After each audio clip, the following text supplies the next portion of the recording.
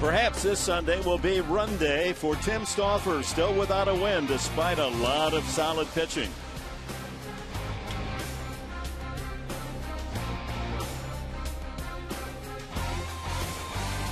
Last night, young Michael Pineda was brilliant. Today, the Mariners send out Felix Hernandez, their Cy Young ace.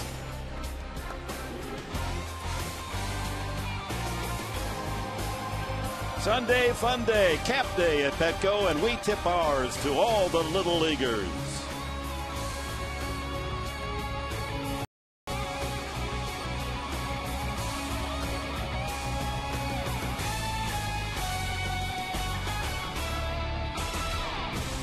And welcome to Petco Park. It is Sunday, and the Padres and Mariners conclude this three-game series. Interleague, as it well may be, American against National League, and it's been all Seattle thus far as we welcome you aboard to Kenberg along with Mark Grant.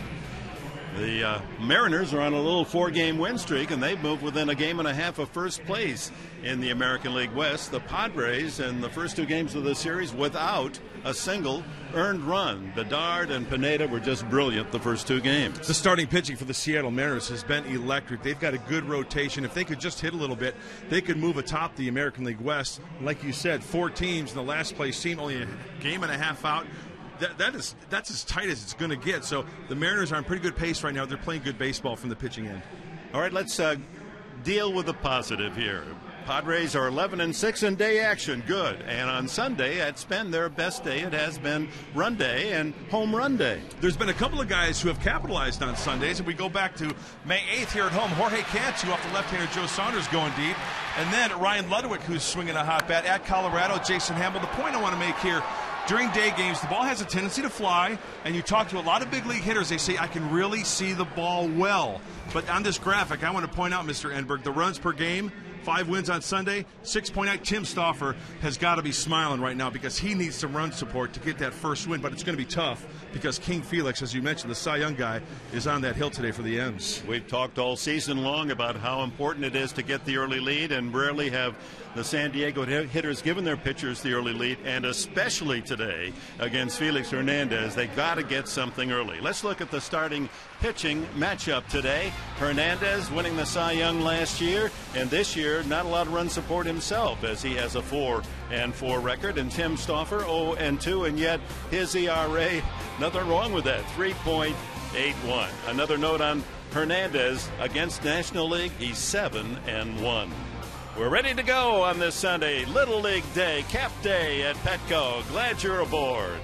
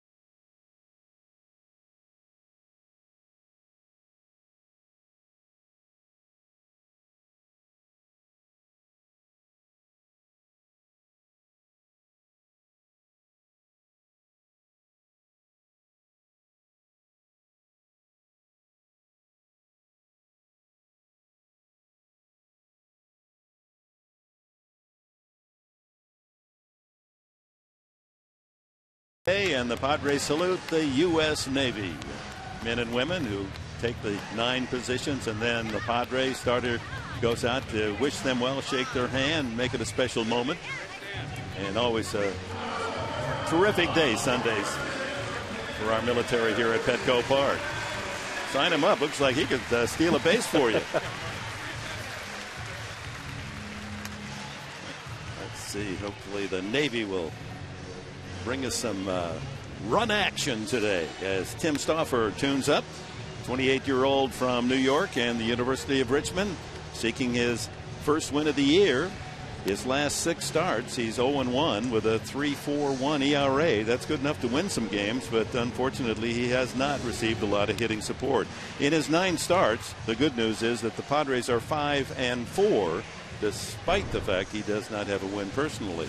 And one thing that's positive about Tim Stauffer, at times he's thrown the ball extremely well. He has kept the ball in the yard. He's only surrendered 4 home runs. Day game today, the ball has a tendency to fly. And one other nugget, there's going to be 6 left-handers in the lineup. Lefties are hitting .317 off of Tim. He needs to just get to those left-handers and get them out because they're hitting at a pretty healthy clip off of him. Here's a look at Eric Wedge's starting lineup. It begins with Ichiro in right field, Figgins at third. Smoke, their leading home run producer and RBI man, is third. Adam Kennedy, the second baseman, in the cleanup spot. Olivo catching. Left fielder Carlos Peguero. Shortstop Brendan Ryan. Michael Saunders, we see him for the first time. He starts in center field for Gutierrez, and the pitcher Felix Hernandez. Wedge's team playing great baseball, winning 5 of the last 6. We're underway. Ichiro bounces one to second, and an early out. Hudson the hop. So Ichiro 1 for 9 in the series, and for him, he's in a bit of a slump. Last 8 games, and today 4 for 30. Seems like the rest of the team, the rest of the Mariners have been picking him up when Ichiro isn't swinging the bat well.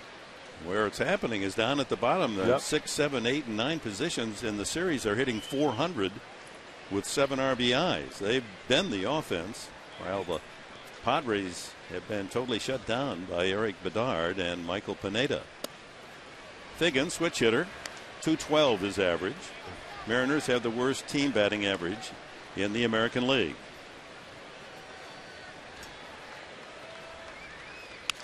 Out of play. In fact, Ichiro now under .290, their top batting average, but in the lineup today, Figgins at .212, Olivo .208, Peguero .167, Ryan .217, and Saunders .178. Stauffer tried to take advantage, hold them. Maybe it's time for the Padres to do a little shutout work and hope you can scratch up a run or 2 against Felix Hernandez. 2-1. Line drive, base hit. So Figgins has his first hit of the series. Venable gets it in. 1 out single will bring up Justin Smoke. As we look at the Padre defense, you'll see one obvious change, and that is Denorfia in left field. Ryan Ludwig, though he has a 10-game hitting streak, being given the day off. Wear and tear of the season, and this seemed to be the right time, Bud Black felt, to give him that he'll be available for pinch hitting if needed. Smoke, .267 batting average. Ball 1. Club in doubles, home run 6, RBIs 26.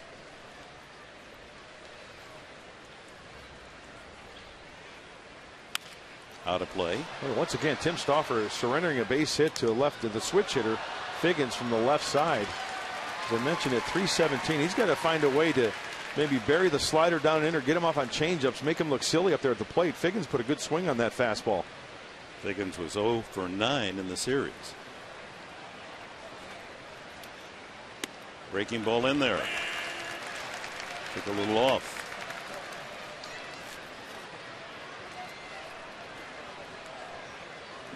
Perfect San Diego day. Some clouds, fans enjoying the park in the park.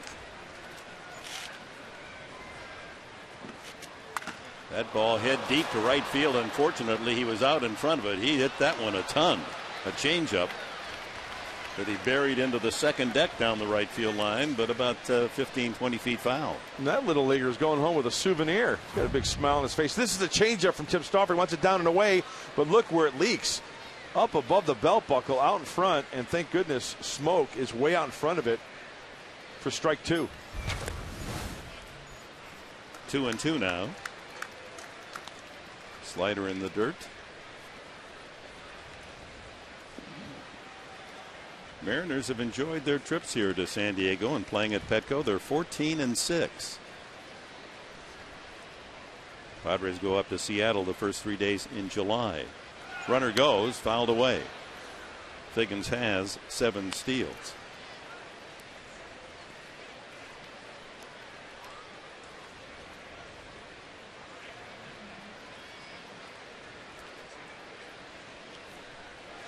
How about the Arizona Diamondbacks? Since we left Phoenix, they've won 5 in a row.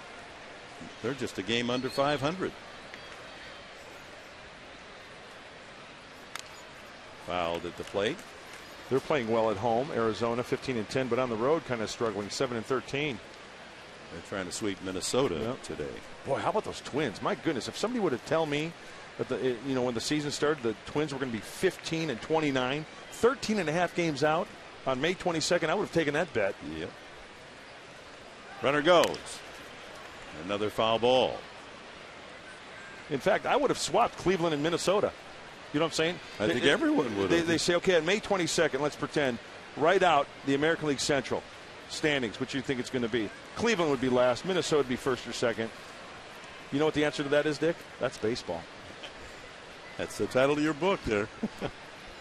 How else do you explain it? That's the dilemma Bud Black is in. How do I explain this? It's baseball. You wait for it to turn around and be better. 2-2. Another ground ball. Figgins out on the force as Hop almost all the way to second base as his follow through carried him right to the bag. And Smoke is safe at first on the 3-6 putout. Adam Kennedy, 270 hitter on the year, 4 home runs. Came into the game last night. Pinch hitter and doubled. And he was 1 for 2 and a couple of walks on Friday night. Ball gets away from Johnson, but Smoke doesn't try to advance. Johnson commenting to the reporters how much better he feels with all those hip injuries that he had to deal with last year.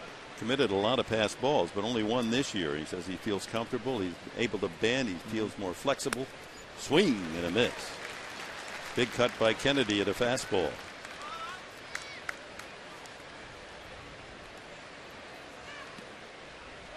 Yeah, I think we tend to forget sometimes that these guys are human beings and the everyday grind of playing at this level. It beats up your body.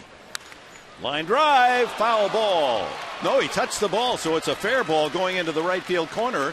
And here comes Smoke around third. They better hustle. And finally, Hudson gets the ball down in the bullpen of the Mariners and gets it in. So Hop, trying to make the backhanded play, deflected it, landed in foul territory, but obviously he touched the ball. And a double for Kennedy, who continues to hit well in the series. Smoke around to third with 2 out. There was no hesitation by first base umpire Brian Runge. This ball is touched on off the glove of Hop in fair territory, right there. Remember, it doesn't matter where it lands. It's if it's touched in fair territory. That was the case, and Brian Runge was all over it. I mean, Hop had to go for it, but you wonder if that ball would have been fouled off the bat. Right at the bag when he touched it. Swing and a miss. Miguel Olivo, 208 the average, but that's deceiving. 0 for 3 last night with a walk, but on Friday night he was key to the 4-1 win. A home run and a double and scored a couple of runs. Ground ball, third base. Headley to Hop. And that's it for the Mariners, who threatened in the first inning a single and a double, but failed to score. And anchors away at Petco. We salute our U.S. Navy on Military Day.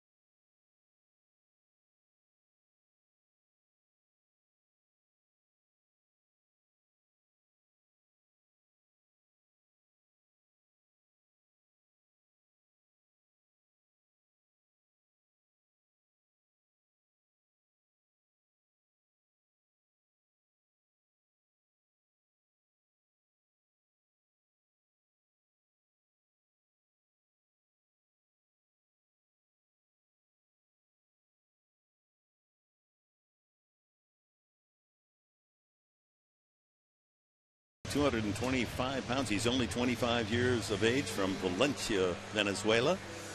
There are his numbers: 227 batting average against. 4-4 record is misleading, and his profile is brought to you by Bank of America, setting opportunity in motion in San Diego to help our community and our economy. Well, Venable, that right hand improving with each day. Back into the leadoff spot. 223 is average.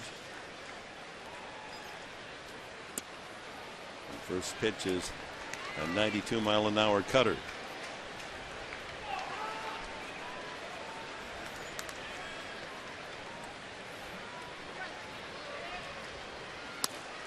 One and one. Hernandez only into his fourth year with the Mariners, and he's number 3 all time in strikeouts in Seattle history, behind Randy Johnson and Jamie Moyer.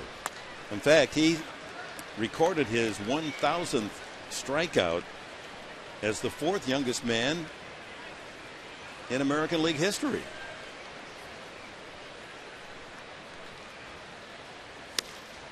And he jumps in front. Well, it levels out at 2-2. Feller was only 22. Blyleven 23 in a month and a half. Dwight Gooden was 23 in 2.5 months. And Fernandez struck out his 1,000th at 24 in a month. And he appropriately opens the game by fanning Venable. Padres struck out 13 times last night. Their lineup: Venable, Bartlett, and Headley, Hop, Maben, and Hudson. Denorfia in left field. Again, Ryan Ludwig given the starting day off. Rob Johnson, the ex-Mariner, behind the plate, and Stauffer on the mound.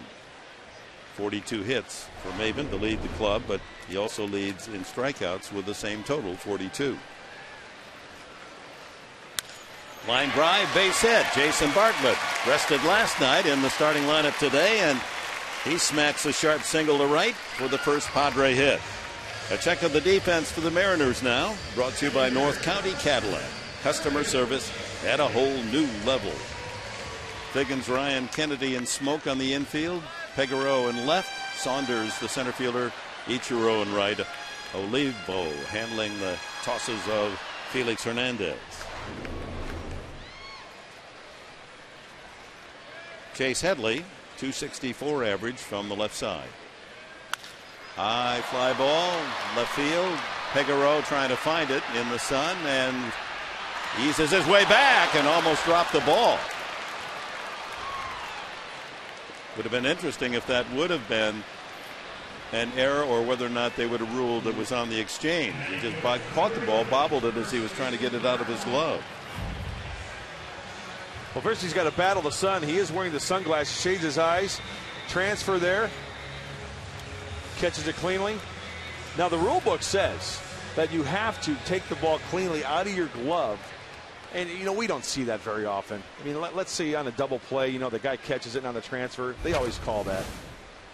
That would have been an interesting call for the third base umpire, Marvin Hudson.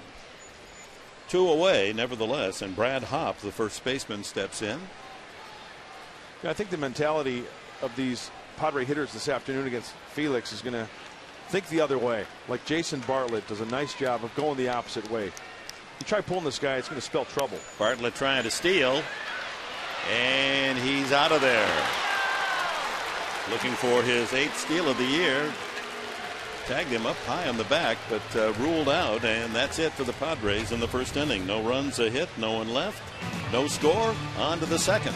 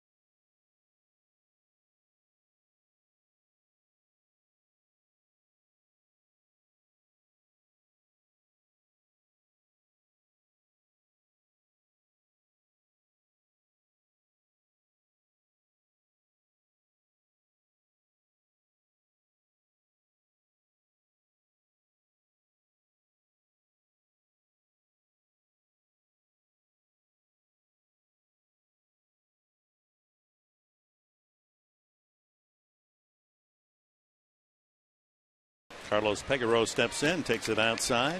Peguero, the 24-year-old from the Dominican Republic. Rookie year. Sends it back foul. Lots of power expressed in the minor leagues for Peguero. Last 2 years he's hit 54 home runs combined. Made a terrific catch on Friday night that took a 2-run homer away from Cantu. And chipped in with an RBI triple of his own. And he lines this one to Bartlett. That was a screamer. That was hit so hard it would not have been a surprise if it went right through Bartlett. And that ball off the left-handed bat of Peguero is kind of slicing away. Let's take a look. Oh, he drops the head on. Look at that ball. Slicing away like one of my tee shots. Right into the woods. They catch the trees every time, don't they? And then they hide behind two others. So you can't hit the second shot. Brendan Ryan, and he's been a total pest in this series. Last night was 1 for 2, scored 2 runs, hit by a pitch and scored, walked, singled. Was 2 for 3 on Friday night, and he grounds this one into right field. Goodness, man comes in here with a batting average of 200, and he's hitting like a 300 hitter. A look at our Skycam shot today. It's brought to you by Hughes Marino, because where you do business does matter. 3 hits now for the Mariners. 1 out here in the second.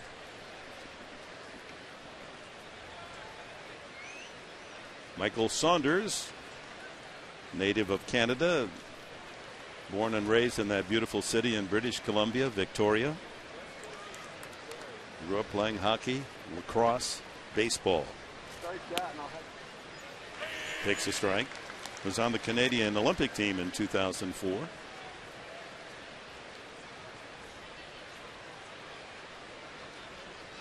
One wonders if there ever will be a major league team in Western Canada.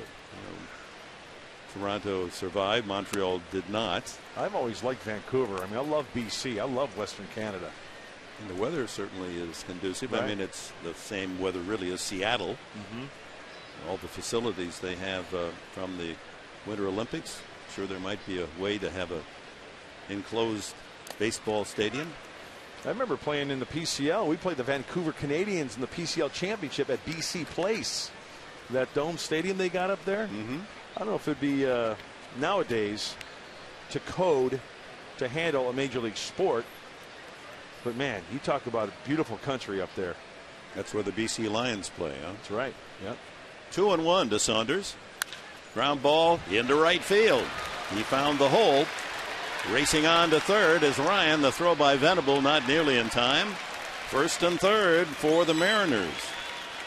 Well, here's a team came to Petco Park, a facility known for a tough hitter's park. At least that's its reputation. And they're the worst hitting team in the league. And it doesn't seem to bother them. They're finding all the holes. Well, it seems like Brendan Ryan and Michael Saunders hitting the ball on the ground hard and finding the hole. Ryan, the right-handed hitter, goes the opposite way, and Saunders pulls that baseball through the hole. So some hard grounders for the Mariners. Felix Hernandez has had only 17 official at-bats because of the DH in the American League. 2 hits, but one of the 2, a grand slam homer against the Mets to the opposite field.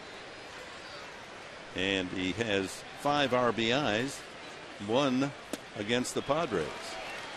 Swing and a miss at that one. That was away there.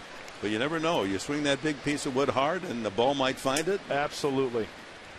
And Tim Stauffer needs to make quick work of Hernandez right here, because danger lurks on deck. Ichiro on the outside corner, strike 3. He did make quick work. First strikeout for Stauffer. And here's Ichiro. Stauffer able to pitch out a second and third and 2 outs in the first after a single by Fagans and a double by Kennedy. Now back-to-back singles, Ryan and Saunders. First and third, 2 away. Ichiro bounced to second his first time up. Well, essentially, there is a base open, that being second base, but Ichiro is not a home run threat, but just putting the ball in play threat, and he doesn't strike out a lot. Takes that one right down the middle. Playing in his 238th consecutive game. That's the second longest active streak in the National League. Matt Kemp, 251 with the Dodgers. Far from Ironman yet. Going inside. Major League leader in hits 5 consecutive years. This year he's fourth in the American League with his 54. The leader is Adrian Gonzalez, 61 hits. Slaps foul off the facing of the second deck and down into the Little League section. That'll be a souvenir for some young player. Lots of color in the stadium today as the Little Leaguers paraded, thousands of them before the game in all their uniforms. Yeah, how awesome is that? You're wearing your Little League uniform to a big league ball game. That's a good day. 1-2, and upstairs the snap throw. And Johnson a little high there after what happened last night. Kyle Phillips airmailed one into left field for the 4th run for Seattle in their 4-0 win. Yeah, with the way things are going with the Padres right now, you can't afford to give them extra outs. We all know that. Too many errors lately. Got to tighten that up. Way too many. 2-2. First and third, 2 out.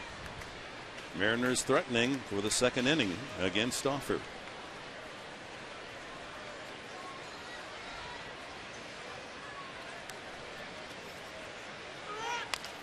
Curveball pulled foul.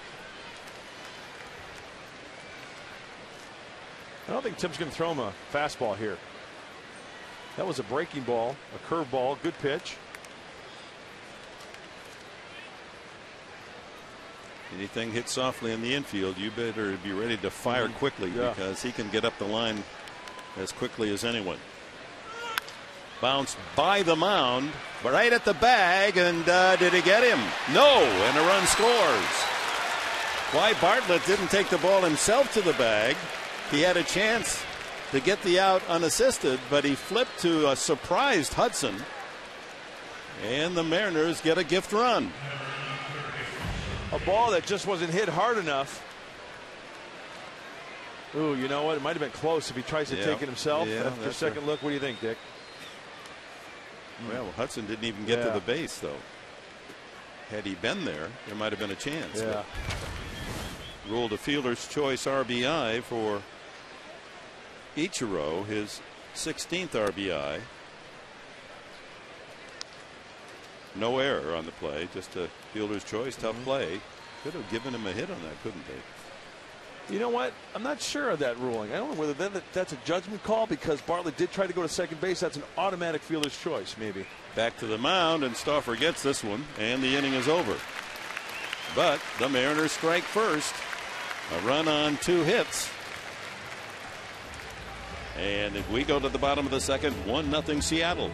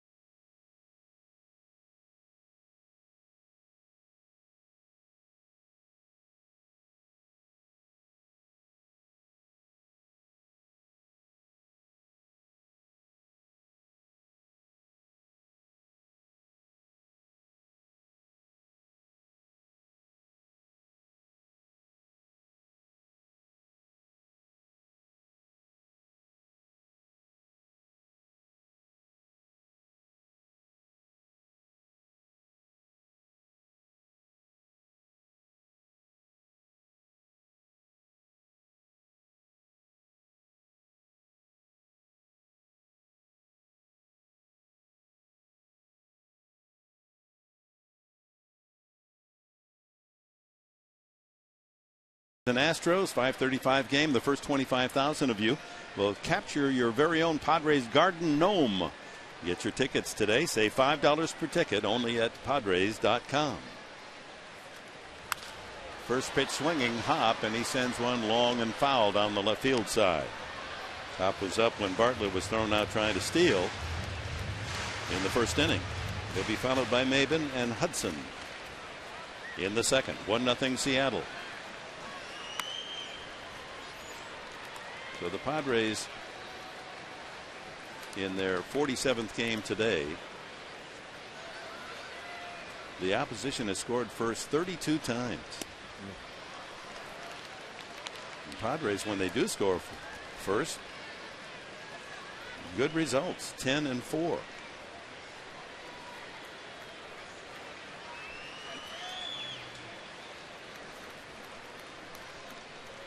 Ball 2 strikes on Brad Hop.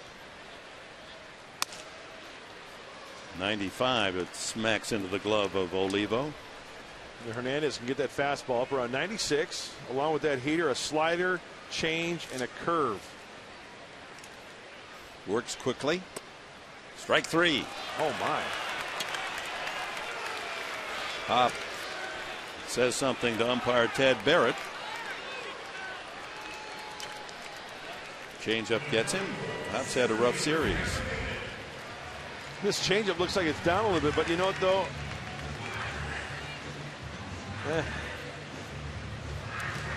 Hop 0 for 7 in the series with 4 strikeouts. Glad I'm not an umpire. That's a Cy Young pitch award. Too close to take too, huh? Cameron Maben, 261, takes a strike. So how, as we compare Felix Hernandez today with what we saw last night, Michael Pineda, they're both big right-handers. I mean, Pineda really big. In terms of stuff, I think Pineda, we saw a fastball slider last night, and his slider got better as the game went on. Talking to Chase Headley before the game, I think Hernandez is more of a 4-pitch pitcher. He utilizes his changeup a little bit more than Pineda. Now, I think that pitch for Pineda later on might come in and help him out quite a bit, because you know, second, third year in the big leagues, people have a tendency to make adjustments, and I think the changeup might be something that might help him down the road. 2-1 now, working to Cameron Maben. It's in there. I mean, Felix has got the good curveball. His changeup is his out pitch. That slider's got some nice tilt to it. And lots of life on the fastball. Yeah. Yep. It's already shown that. 2-2. Maben goes down. 43rd time he leads the club in striking out. That changeup at 89. Did you see that late movement? Watch the late movement on this pitch. Arm action, and then bam. Just kind of down. Trap doors you. Yeah. So 5 men facing Hernandez. 3 have struck out. Orlando Hudson hitting .239 from the left side.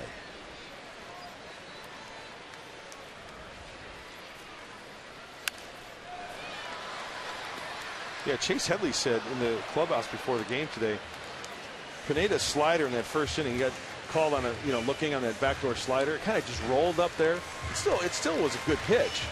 But his point was, man, as this kid went on in the game, his stuff just got better and better. The slider started biting even more. On the outside corner, pins the fastball at 94, and Hudson is down on the count, 0-2.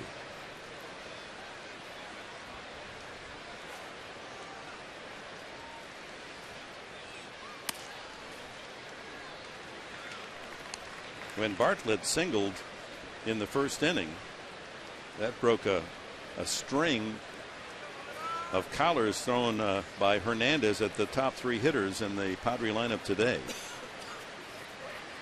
Outside. Before today, Venable 0 for 8, Bartlett 0 for 15, Headley 0 for 10. That's 0 for 33 from the first 3 men in the batting order against Hernandez until Bartlett singled sharply to right field in the first. 2-2. the count on Hudson.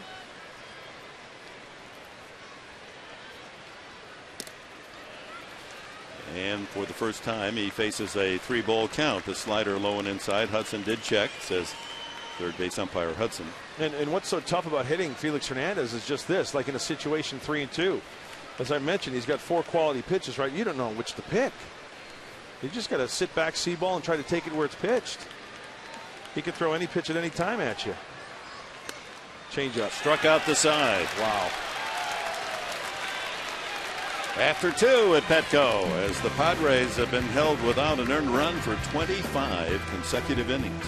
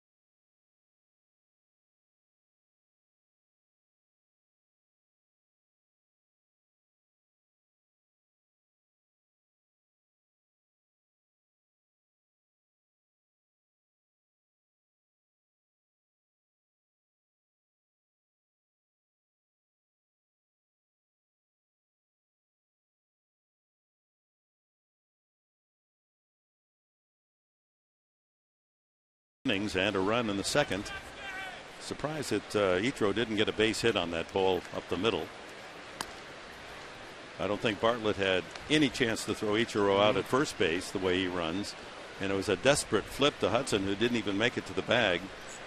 At this point, they gave him a fielder's choice and an RBI. But yeah, I think you're right, Dick. That could have gone as a base hit. I think you're right. Smoke, Kennedy, and Olivo in the third, and Smoke rips one into the right field corner. Venable over there quickly to cut it off and hold him to a long single.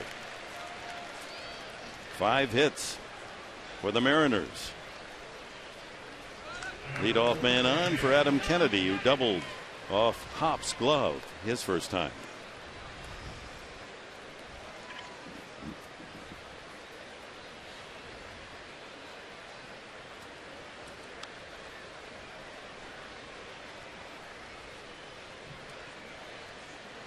Boy, a lot of working out of the stretch already for Timmy out there.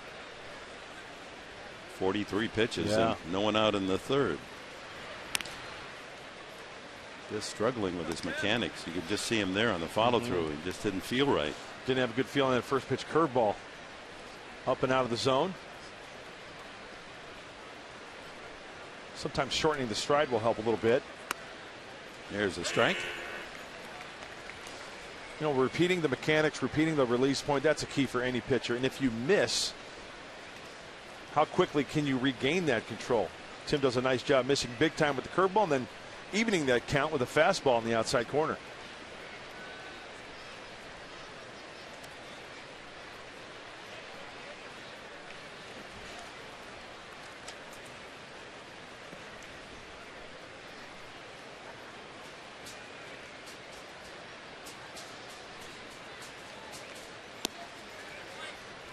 Just misses.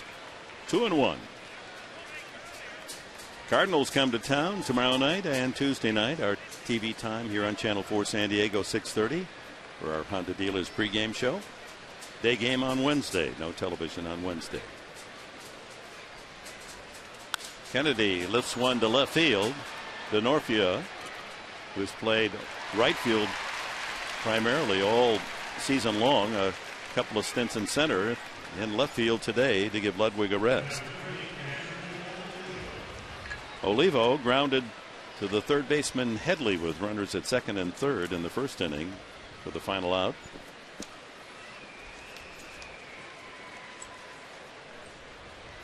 Well, I was going to save my Miguel Olivo story for the last day of the series, so I got to tell you. Okay. When he was with the Padres, I interviewed him in Pittsburgh for our pregame interview.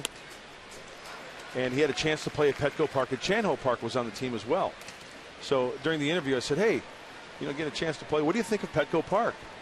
Miguel goes, oh, he's a great guy. He's got a good fastball, good breaking ball. And I just had to bite my lip. I said, you know what? Bless you, Miguel. What a great. Ground ball into left field.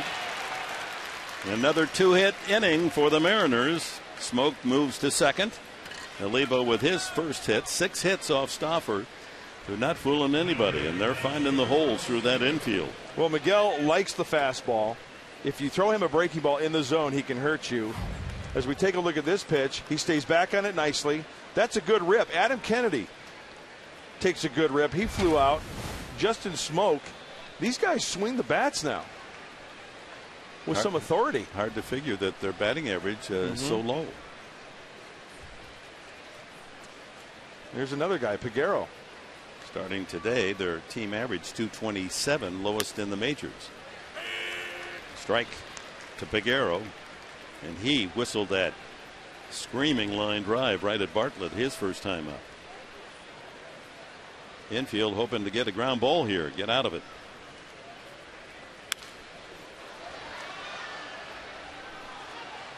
Two strikes the count on the young left fielder.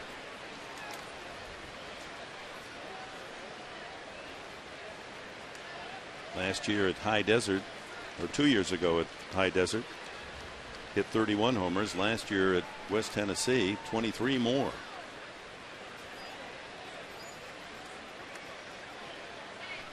Smoke at second, Olivo at first. One away here in the third. Mariners threaten to add to their 1-0 lead. Ground ball foul.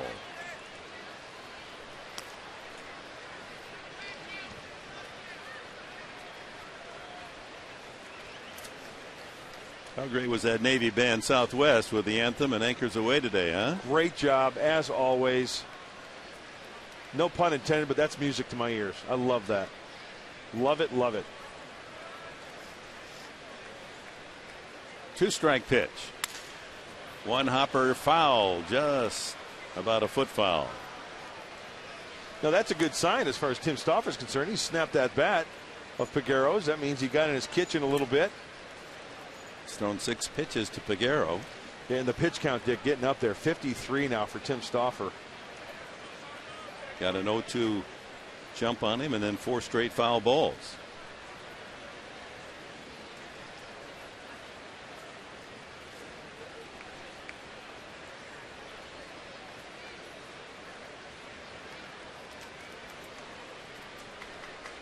Runners lead away, first and second.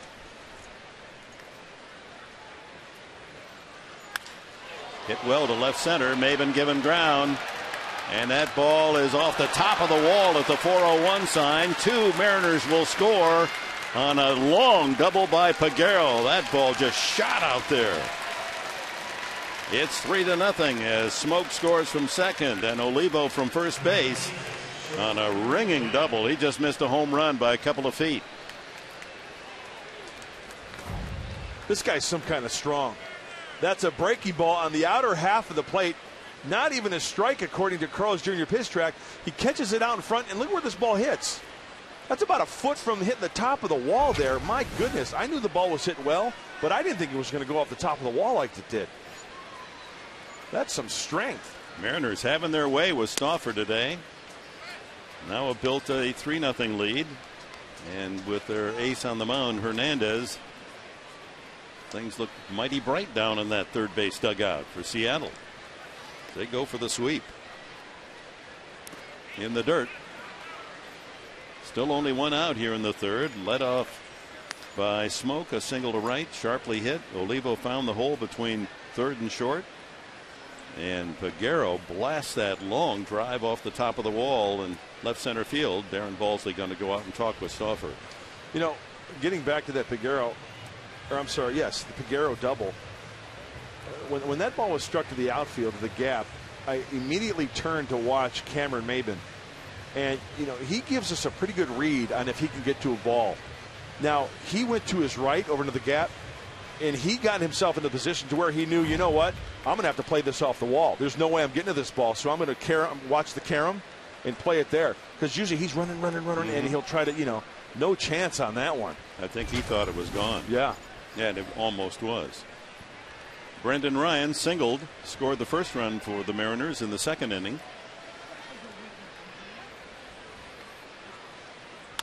Check swing, back to Stauffer. Goes to third, and they get him. Oh, that was close. After hesitating, he wasn't fully convicted that he could make the play at third. Then almost a second thought, fired over there, and manager Wedge doesn't agree. He thought his runner was safe. And he may well have been. Looks like that he may have gotten his foot in there. This will give us a good look. Oh. You know, I got to tell you, that's close. That's very close. Another one of those bang bang plays, but I think his foot beat the tag. But it's a break for the Padres with 2 outs. Ryan at first base, and Saunders, who singled. You know, I was really surprised Tim went to third base because, you know, you get the guy out at first. You don't want to take that chance. You know, if he's safe, then you got first and third, 1 out. But the runner at third base, I just thought initially he was going to go to first base. You got 2 outs and go after the next guy. Strike to Saunders. Struggled all season, 178 average, but singled through the hole on the right side his first time up.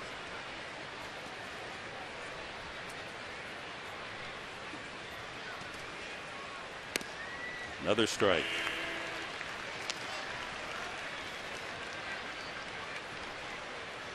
Two more for the Mariners here in the third. They lead at 3-0. 2 gone, and Ryan leading from first base. Check swing. He went around, says plate umpire Ted Barrett. Strikeout number 2 for Stauffer. Gets him with a curveball. 2 Mariner runs on 3 hits. A man left. Middle of the third. Seattle leading 3-0.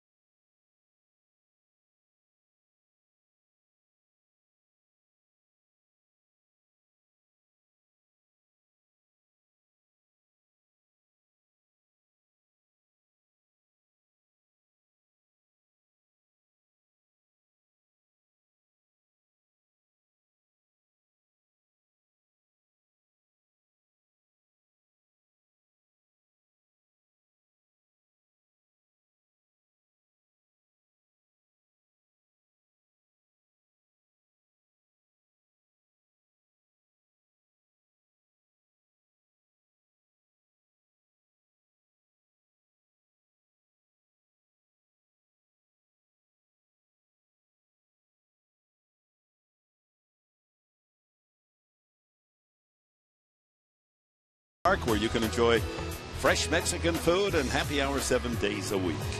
By Permadontics, Southern California's premier dental implant center. And by your Southern California Porsche dealers. Visit them online at socal.porschedealer.com. Retired aircraft carrier Midway, one of the many tourist sites in our great city. Have you ever toured it, Nick? Well, I've gone on the real one. I haven't gone on the Midway, Yeah. but I've flown out to a couple of times. I remember this offseason you did that, Yes, right? we did with some of the San Diego personnel and stayed overnight on board. It's quite a thrill. Oh, I'll bet. Watching those pilots take off and land, night landings. Night putting. That's some organization, a 5,000 population city, and all those young sailors, 20, 21 years old, Yeah. they're manning their stations and making it all work.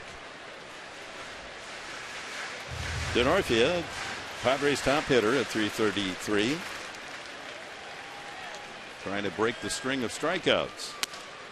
As Felix Hernandez now with the comfort of a 3-run lead. Well, Felix this year has given up as many as 7 runs, 5 runs, 4 runs. Usually just a couple, 2 or 3. Breaking ball away. Hence the ERA at 3.23 for King Felix, they call him up there in the great Northwest. Last year leading the American League in innings pitched, batting average against, strikeouts number 2. Struck out 232. And ERA 2.27 last year.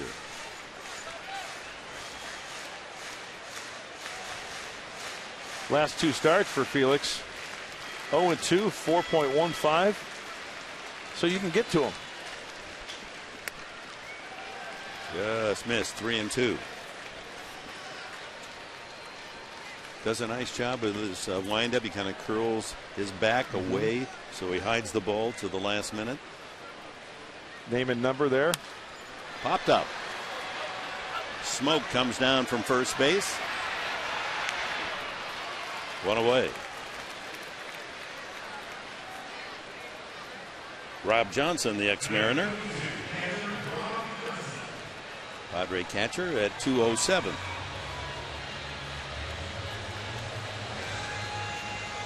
Rob saying on Friday night, now it's like a big party down there. Everyone that came up, of course, a former teammate, basically all of them, are able to express proper salutations.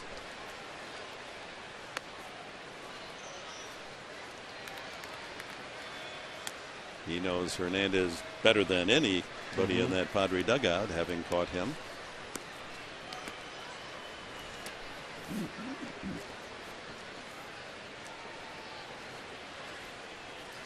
Well, if I was in a situation like that, especially being a catcher, you get traded to a team and you're catching against a team like the Mariners, I'd be in those guys' ears every at bat. I'd have them yelling at me, "Shut up!" Trying to get into their heads. Yeah, you would have done that. Popped up off first, and that will land just beyond the Padre dugout. In your time in the big leagues, was there a catcher that just never shut up back there, that just was constantly jabbering in your ear? I'm trying to think of the few times that I did go up to the plate. Not a lot of conversations going on. And I'm trying to think of guys who had the reputation of doing that. I think Yogi had the reputation. Really? That would make sense. Even though he didn't always. True. His own special form of wisdom. 2 balls, 2 strikes on Rob Johnson.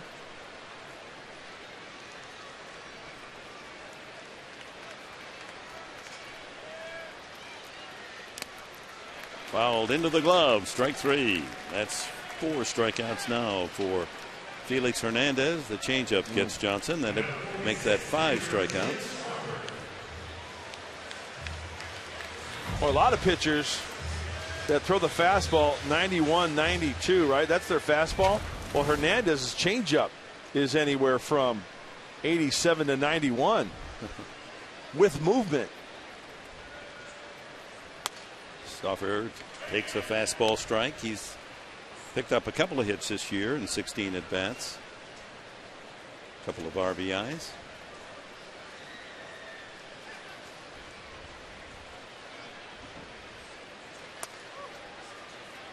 One and one.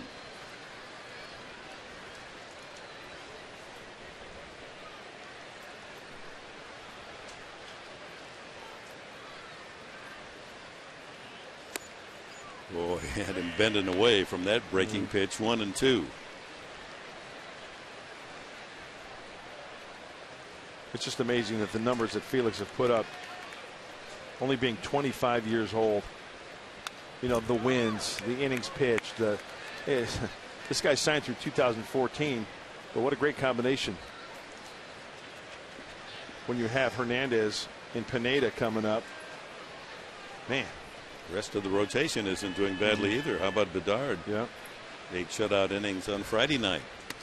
Strike 3. So Felix Hernandez has gone through the Padre lineup, faced 9 men, gave up a hit to Bartlett, but has struck out 6 of the 9 men he has faced.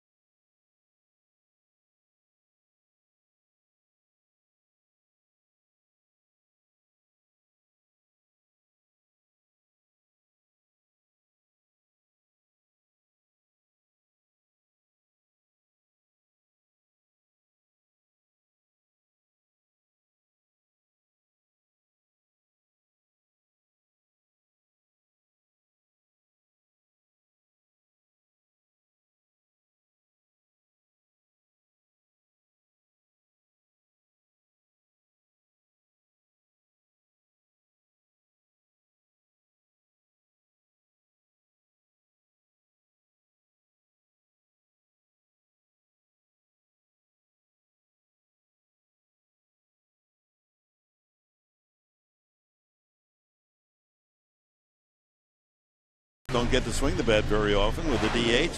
Here he is against Johan Santana, and he goes the opposite way, right center for a grand slam. Think he's a little happy about that? Swings and misses at the first pitch from Stauffer to open the 4th inning. Yeah, to hit one off of Johan Santana. I mean, come on. Chops that one high off home plate. Headley finally gets it in his glove and throws him out. Against almost anyone else in the lineup, that kind of high hopper would have been a base hit. Well, he has 4 RBIs on that grand slam, and he has another RBI, and that was against the Padres. And here it is, Chris Young on the mound. He's bunting to sacrifice. Instead, they can't field the ball, Gonzalez and Young, and he is credited with an infield hit and an RBI. So that's kind of the long and short of it in his hitting career. 1 out, and here's Ichiro. They still haven't changed the scoring. He's 0 for 2, but in all fairness, he should have been credited with a base hit the last time. Well, he gets one this time right inside the foul line, around first to second, and Denorfia's throw not in time. I mean, he just coasted to second base. He finally had to put it into a higher gear about midway between first and second, as the hit parade for the Mariners against Stauffer continues. Well, it's time for today's trivia question, brought to you by AT Wireless. In 2001, Ichiro won the MVP. Who was the last leadoff hitter to win the American League MVP? I've got a pretty good guess. All right, well, we're going to give you the answer bottom half of the inning. Ichiro at second base with 1 out, and Figgins, who has a hit. Other than Hernandez, we're in the 4th inning, and every Mariner has at least a hit so far.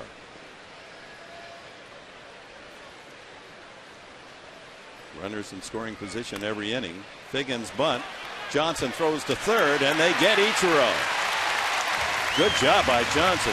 No hesitation at all, as Figgins' bunt wasn't far enough away from home plate, and he pounced on it and fired a perfect strike to Headley to race Ichiro. That's the key, Dick. No hesitation, as you mentioned. Rob Johnson, like a cat, off with the mask. Fires a strike. Not even close at third base. Ball waiting for the slide of Ichiro. It looks like Rob did see he noticed how far away from the bag Ichiro was, because it looked like his intent was maybe to kind of eye the runner and then go to first, but he decided no, I can get that baseball there quickly enough to get Ichiro. Somewhat of an oddity. The Mariners have had 2 men thrown out at third base here in just 3+ innings.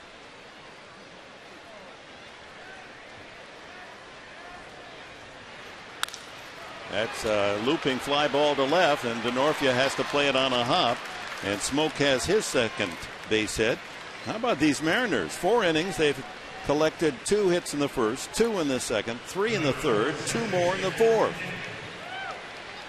Smoke using the whole field as well. First time up, pulls the baseball to right field. This time down and away softly. A little service lob over in the left field. Play by Rob Johnson at third. Erasing Ichiro saved Stauffer a run. Here's the cleanup man, Adam Kennedy, a double and a fly ball to left.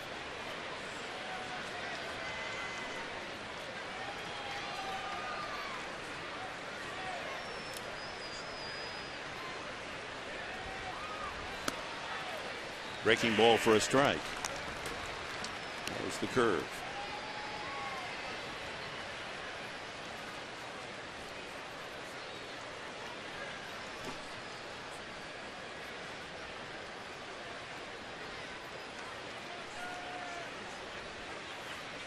Consecutive strikes thrown by Stauffer, and now 13 in a row. 0-2. Goes to the breaking ball again. The key is to throw those strikes and then throw balls out of the zone, have guys fish after them for outs.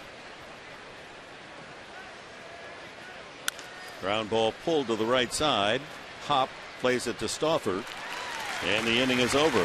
Fortunate for Stauffer and the Padres, Mariners don't add to their lead. No runs, 2 hits, and 2 left. 3-0.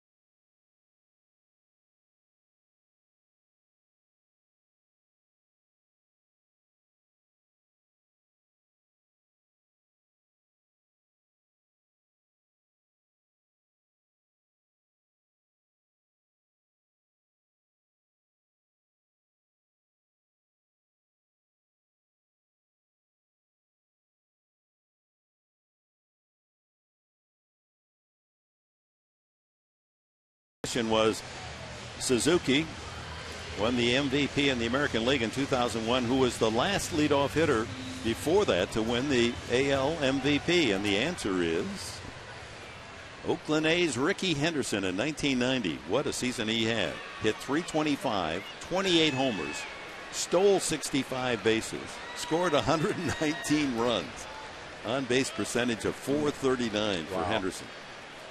That's a leadoff man. Venable trying to bunt his way, can't find it. You know what? I've thrown this out there, and I stand by my conviction on this. Ricky Henderson, you can argue that he is one of the top 5 players of all time in the game of baseball. He could run, he could throw, he can hit for power, he could steal bases.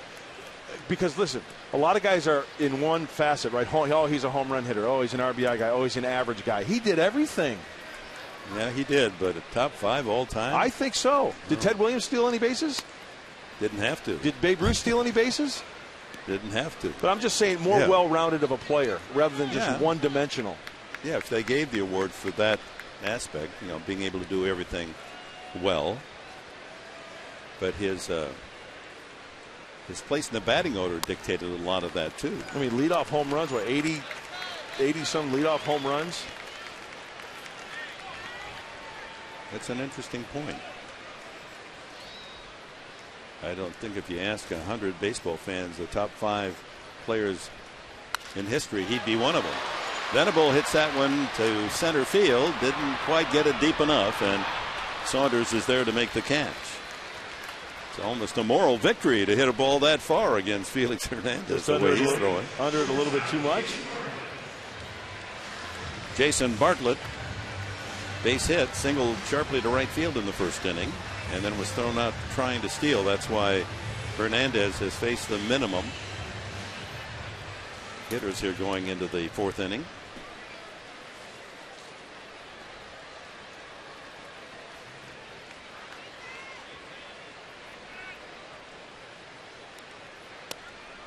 There's that breaking ball spinning over the inside corner.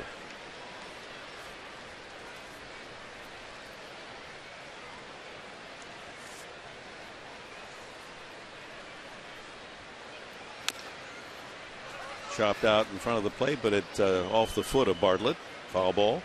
See the break again on Hernandez. Just such a sharp action on his pitches. Straight down on that slider.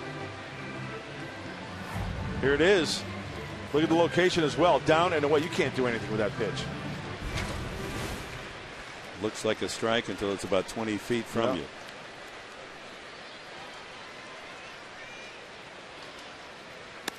Got him. Number 7. Brings up Chase Headley. He flied to left his first time.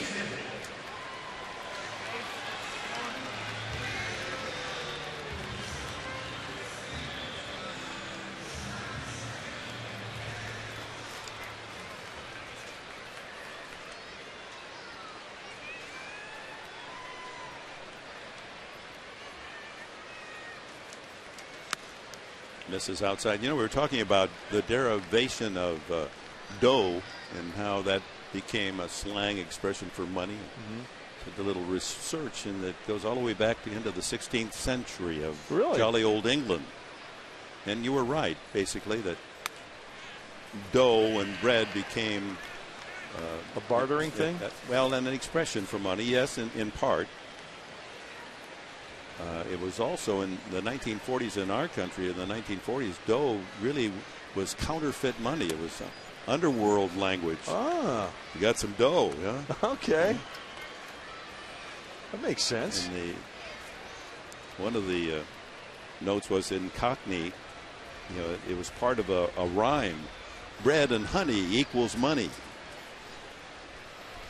I like the ring of that. And dough and bread, and also a slang term for money in that same ilk, batter. Never heard that one. Yeah. Wow. So you may be out of dough and you may be out of bread, but I got some batter for you. Not much. Maybe a couple. Next road trip, I might need some batter from you, so you might have to help me out. Well, let's check this batter. Headley, 2-2. Any money there in this next swing? Foul tip into the glove of Olivo, and Hernandez mowing them down. 8 strikeouts in 4 innings for King Felix.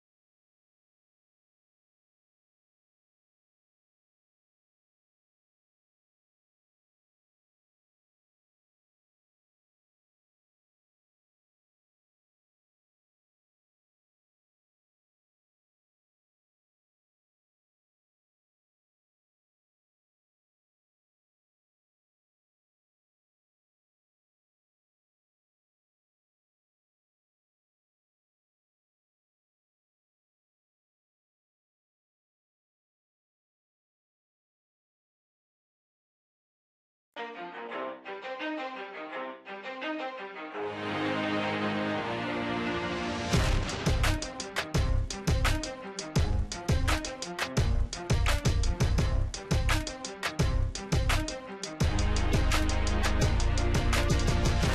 recap brought to you by Murray Lampert Construction. Room additions, second stories, and kitchen remodeling on time and on budget. The proof is in their references. Visit murraylampert.com. Mr. Enberg. All right, Mr. Grant. Olivo, Peguero, and Ryan to bat for the Mariners against Stauffer here in the 5th inning. Catcher of the Mariners, a single and 2 trips today, and scored a run in the 3rd. Loops that one back into the crowd. Nice catch made by a fan just in front of the press box. That had all the media just diving for cover, but this brave gentleman leaped in front of them and spared them any injury. Yeah, the scribes want no part of those foul balls up there. Seen a couple of computers get blown out by foul balls up there. Well, better to save the self than the machine.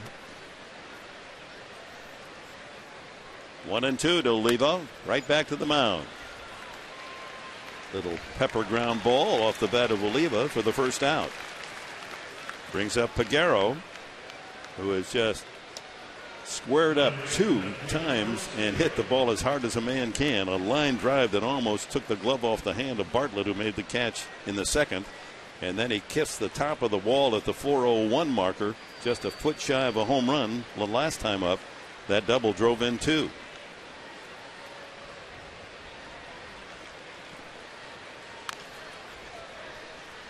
You can see that swing, the leverage he gets. No wonder he hit all those minor league home runs.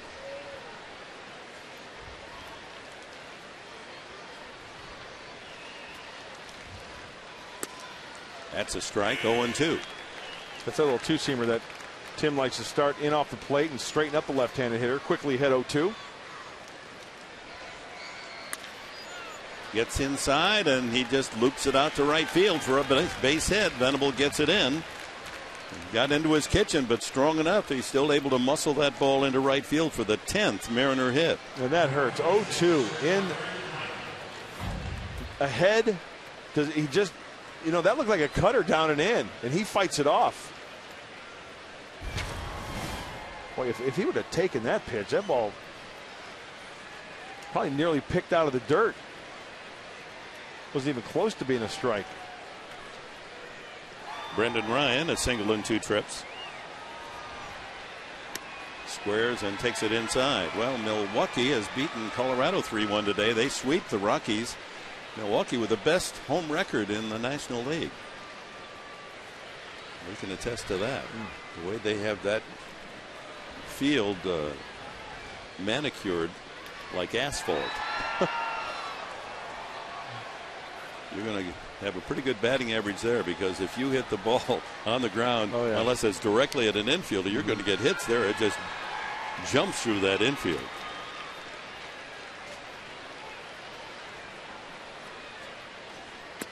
That's on the inside corner. 1-1. Dodgers are playing the White Sox in Chicago, and they're trailing Chicago in the 8th inning, 6-3. St. Louis comes to town tomorrow. They're tied with the Royals 7-7 in the 8th inning in their rivalry. Ball deflected by Stauffer. The throw to first in time. 1-4-3 on the putout. Peguero goes to second. This ball is kind of hit sharply, but if Tim Stauffer does not deflect it, then that's just natural reaction, right? It's probably a double play ball. Yeah, it would have been right to Hudson. But as you know, that's so instinctive. Exactly. You want to make the play. So 2 out. Peguero at second base for Michael Saunders. He has a single and a strikeout. He's going to be walked intentionally. Look at the interleague scoreboard. We mentioned the Chicago White Sox, LA Dodgers, reminiscent of the 1959 World Series. Al Lopez, Go-Go Sox, against those Dodgers at the Coliseum. On this date in history, in fact, in 1962, speaking of intentional walks, Roger Maris was walked intentionally 4 times by 4 different Angel pitchers. Really? That was a major league record at the time. This is a crazy day in baseball history, and if we have a chance, we're going to share some of the things that have happened today. One involves the Mendoza line. Mighty Mario. So Hernandez with runners in first and second, 2 out here in the 5th inning, trying to help himself. Chops it toward third foul.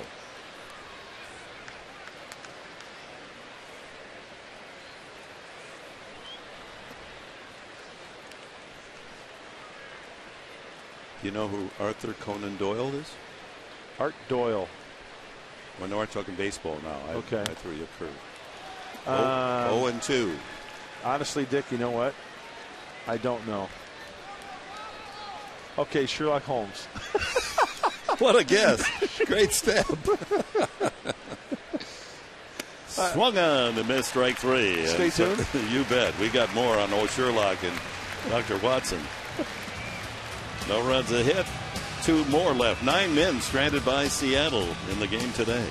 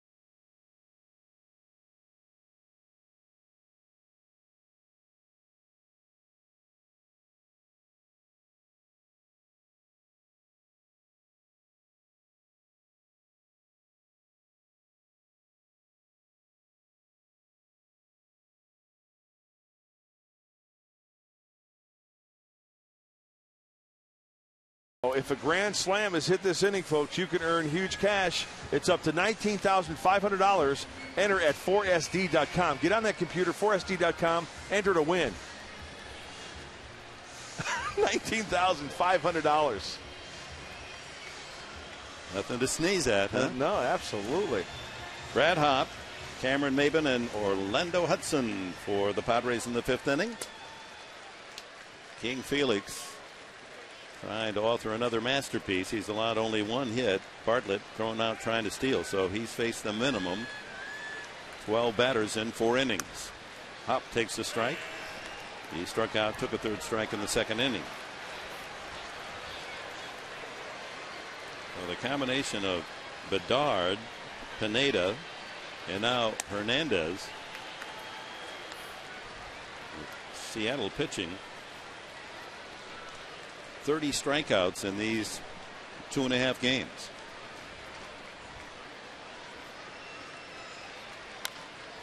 Rolled foul.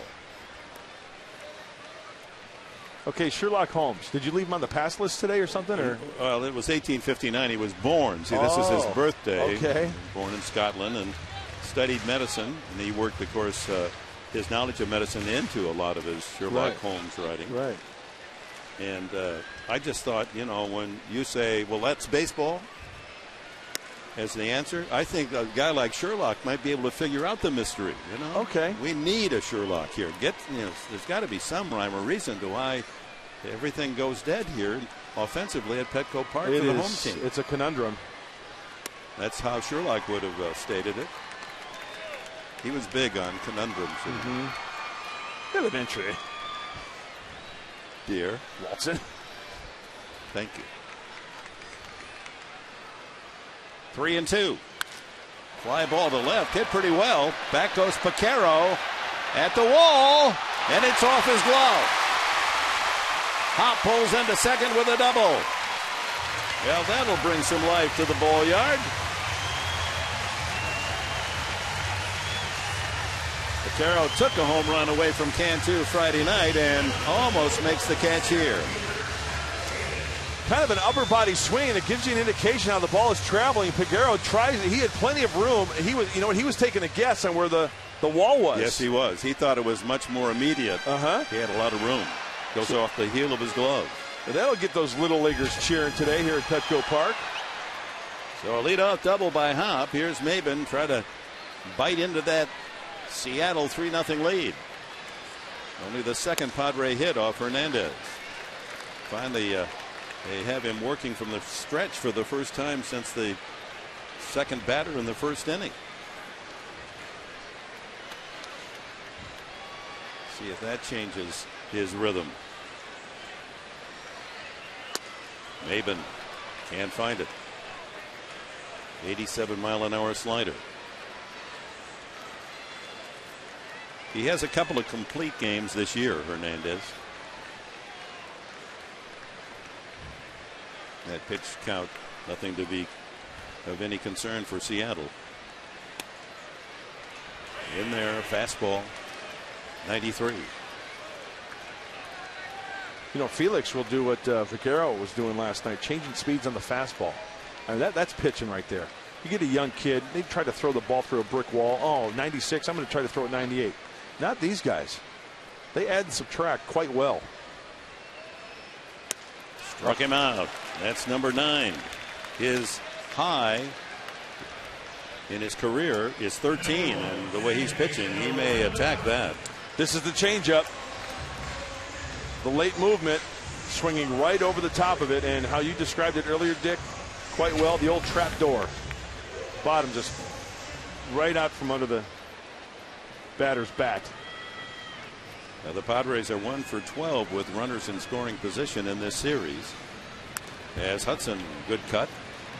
They're 1 for 22 in the homestand, and they're 1 for the last 28. One base hit in 28 chances with a man in scoring position. So that's after things were going gloriously, knocking in runs after runs on the road trip. Hudson took a third strike his first at bat. In the dirt, 1-1. 95 in the fastball.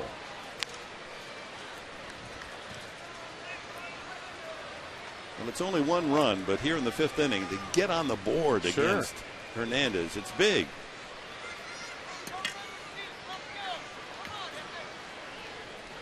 Only 1 run scored against Seattle pitching in the series, and that was unearned.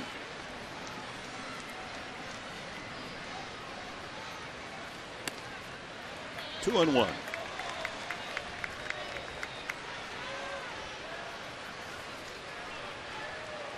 After Hudson, DeNorfia.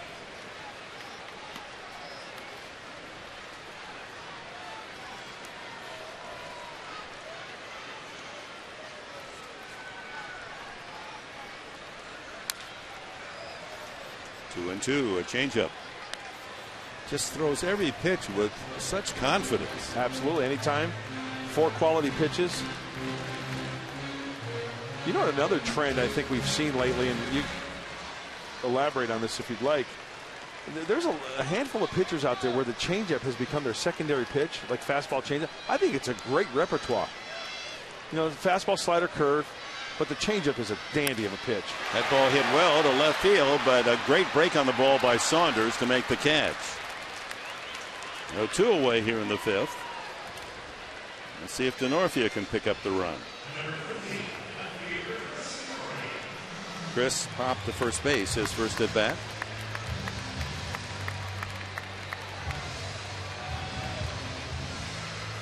If you can locate a fastball, I'm a firm believer to where a pitcher can have success if he just throws fastballs and changeups. No question. I'd buy into that. In fact, it's not a bad lesson for kids. Absolutely. All these little leaguers here, they all want to throw a curveball. Good point, Dick. And you know what? I stress that. I preach that to a lot of kids. And I don't care if little kids aren't going to throw the ball through the wall, right? But even if your changeup and fastball are pretty much the same speed, get used to throwing it with the grip. Because as you grow and you throw harder, that changeup is going to be easier to adapt to. So get used to the grip and throw. Play catch with your buddies. Have a changeup grip. Fly ball center, but right at Saunders. Moves back 5 steps, makes the catch.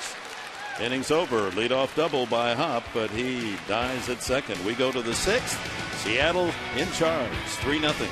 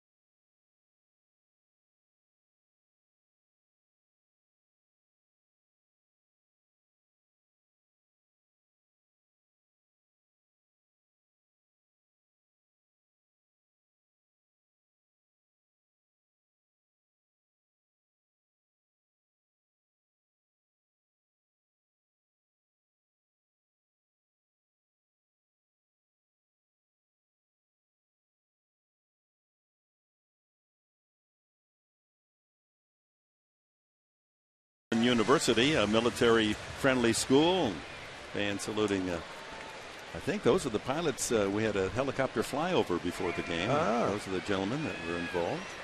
Now sitting back, enjoying a big league game. Tim Stauffer to Ichiro to start the 6th inning. Ichiro doubled his last time. Technically 1 for 3. We would have him 2 for 3. Chases one there. 0-2. Slider low and in. Ichiro's got like his own museum over in Japan. It's like got his little toys when he was a kid. Stuff that he was playing with as a kid and growing up. This guy's huge. Americans can't even fathom how big he is in Japan.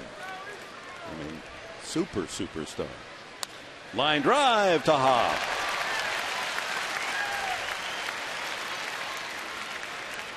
One away in the 6th. Stauffer giving up 10 hits today. The most ever for Tim is 11. That was 4 years ago at Philadelphia. Corey Lupke getting ready in the bullpen as Stauffer's pitch count is up to 92. Figgins a single in 3 trips today. Hop will take it to the bag himself. Stauffer working on an easy inning. 2 quick outs. Brings up Justin Smoke. He has 2 hits today and 3 at bats. A couple of singles and scored a run. There's the cues for quick outs out in right field. Yeah, I believe it's 3 pitches or less, and they put up a cue there. And that's well monitored. They're really into it. Yeah. Breaking ball strike.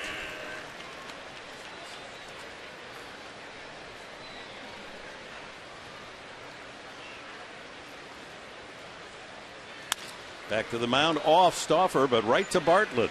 1-6-3. check that Headley when the shift was on, so it's technically 1-5-3, even though he was playing the shortstop position. 3 up, 3 down for the first time for Stauffer.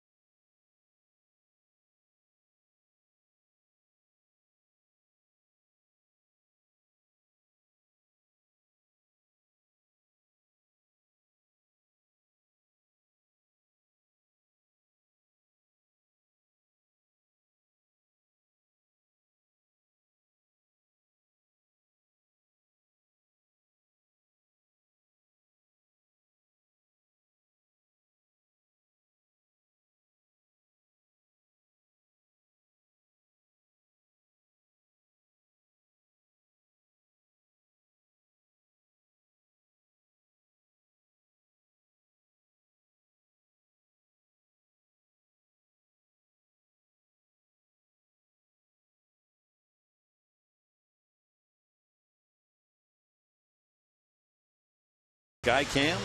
This shot brought to you by Mossy Ford and Mossy Toyota. Visit us in Pacific Beach or online at mossy.com. With Mark Grant, Dick Enberg. Petco Park, bottom of the 6th. Felix Hernandez working on a 2-hit shutout. Faces Rob Johnson. Eric Patterson is in the on-deck circle. Apparently will hit for Stauffer. And then Will Venable. Johnson, one of the 9 men to strike out against Hernandez today. Grounds this one right at the third baseman. Tough hop, but Figgins able to corral it and throw him out. Patterson pinch hit single last night.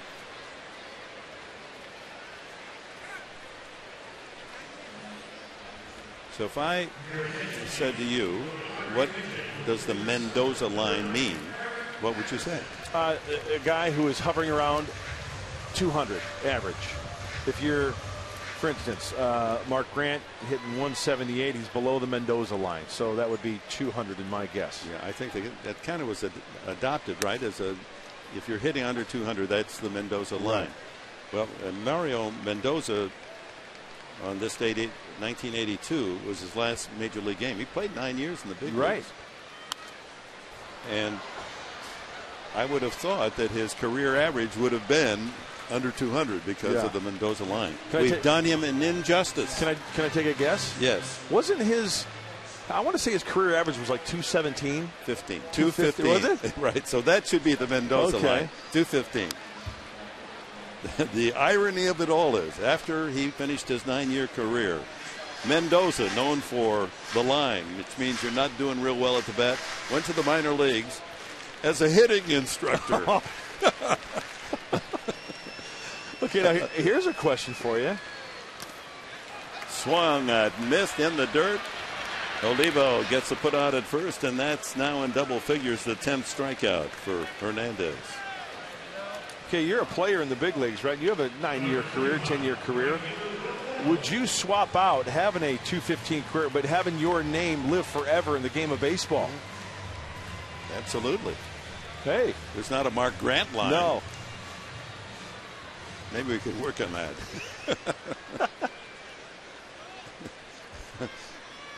You said you did wear a spot behind third base backing up. There's a path, yeah. Maybe we could call it the Mark Grant path. Leadoff man Venable has struck out and flied to center.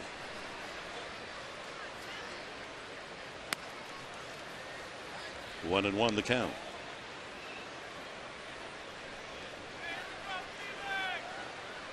Mike Tressel, our statistician, says that whenever you walked a man, it was a Grant's pass. Oh, I like that. Outside, 2-1. That's in New Mexico, isn't it? Grant's Pass? That's a city in Oregon, isn't it? Oh, is it in Oregon?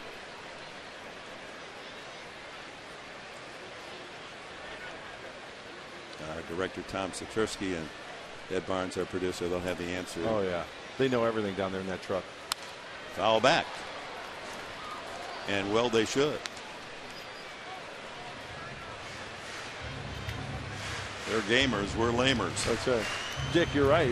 I was wrong. I'm thinking of something else in New Mexico. It's in Oregon. Yeah.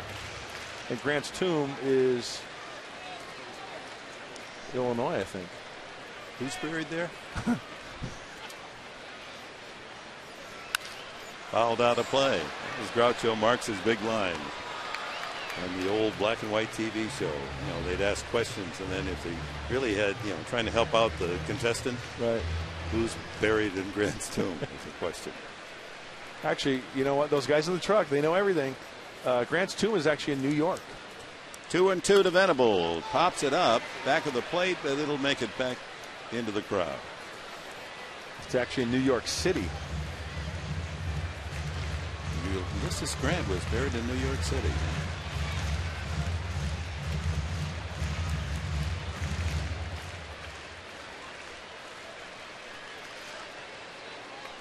Two balls, two strikes, bases empty, bottom of the sixth. Hernandez working on a shutout. A 10 strikeout shutout at this point. And leading 3-0. Dick, I got a question for you regarding Mariner history. The Mariners, 1977 was their first year against the Angels. Were you there? Did you do the games in Six Stadium? Yes, I did do the first game. And also the first game in the Kingdom. Nice. Danny Kaye was sitting in the booth next door. He was the owner, one of the owners. Yeah. So full count to Venable, and Hernandez has not walked a man. Pineda, the youngster, yesterday walked only one and struck out 9, and his sterling 7 innings of shutout pitching, allowing just 2 hits. Back over the mound. Going to be a tough play. And he's safe. Kennedy was running off the field trying to influence the call, but the speed of Venable legs it out. 3rd hit for the Padres. Yeah, Will getting down that line quickly. The high chopper works to his benefit, just out of the reach of Hernandez. Pretty good transfer. Kennedy did everything he could there, but Brian Runge with the call. And he beats it out. Bang, bang, but good hustle by Venable to earn that infield hit. Bartlett singled to right field his first time and struck out. 85 pitches now for Hernandez.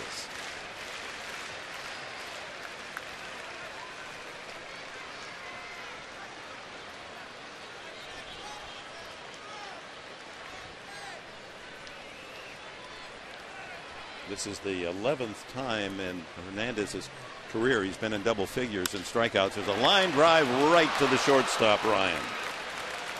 Hitting in tough luck, Bartlett. That's it for the Padres in the 6th. They get their 3rd hit. Venable left at first. We go to the 7th. 3-0 Mariners.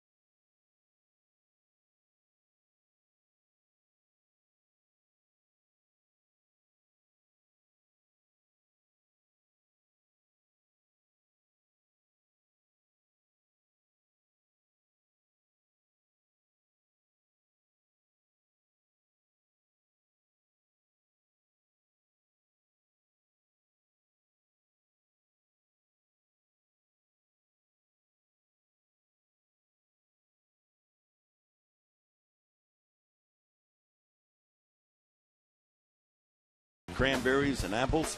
Lots of flavor, less than 8 grams of fat. Get it before it's gone at Subway. Eat fresh. Corey Lupke comes into work the top of the 7th inning. Stauffer goes 6 innings, 3 runs, all earned, 10 hits, no walks, 3 strikeouts. Lupke pitched on Friday night and worked 2 hitless innings.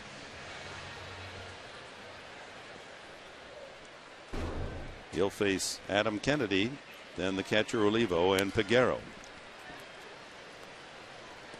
Kennedy doubled his first time up, 1 for 3.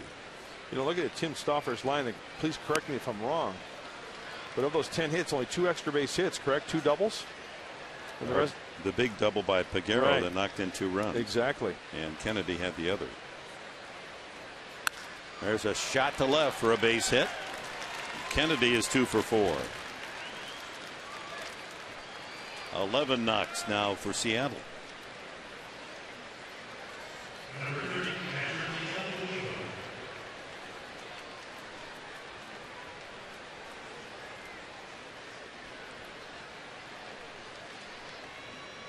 We'll leave a long look at third base coach Jeff Datz.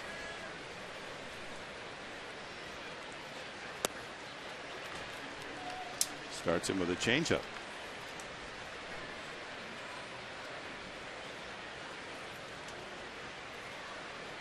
National League West teams have lost. Colorado losing at Milwaukee. Dodgers lost again. The White Sox. Runner goes. Big jump. Not even a chance to throw. Kennedy stole that one on Lupke.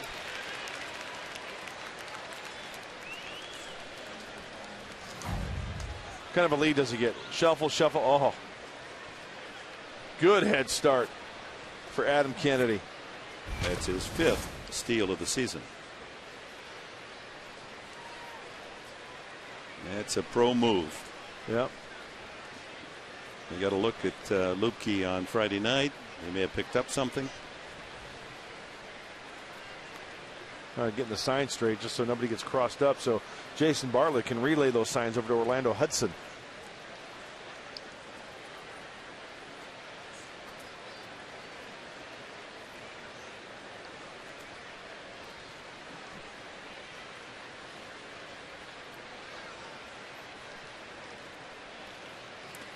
In the dirt. He chased it. Slider. 1-2.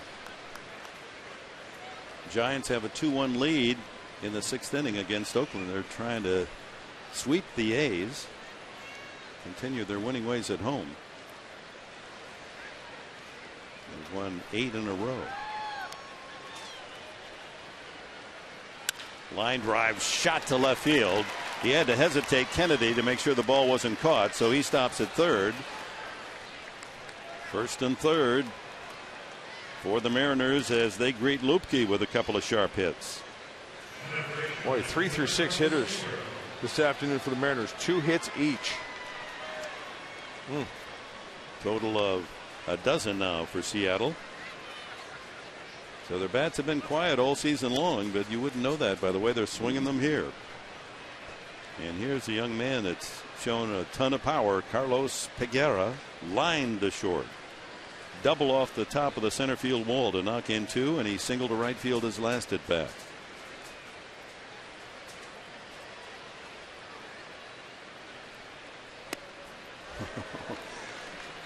He wasn't going for a single on that swing.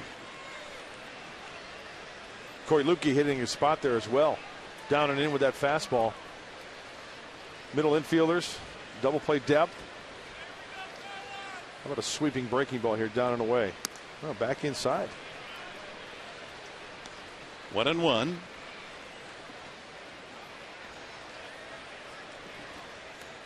(3-0) Seattle leads it here in the top of the 7th inning.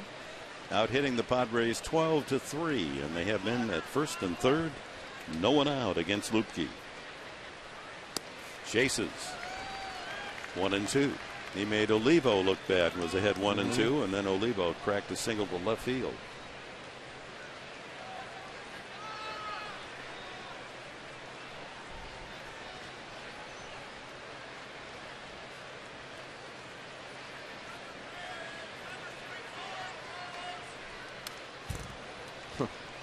Wow, he got away with a hanger there, it looked like. Lupke thinking strikeout here, but boy, this was up in the zone. You bet it was.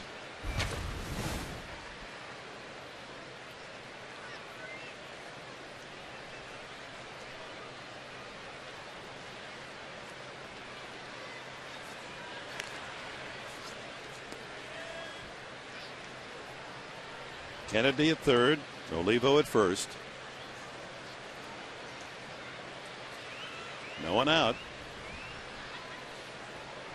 1-2 coming up. That'll be out of play. He just every swing, doesn't matter what the count is, he's going to give it a full-fledged rip.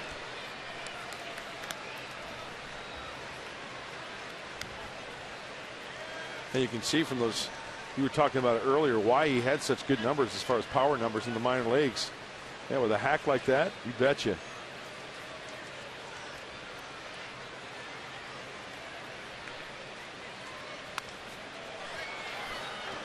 He doesn't feel for the ball. He attacks the ball. That's a great description. 1-2.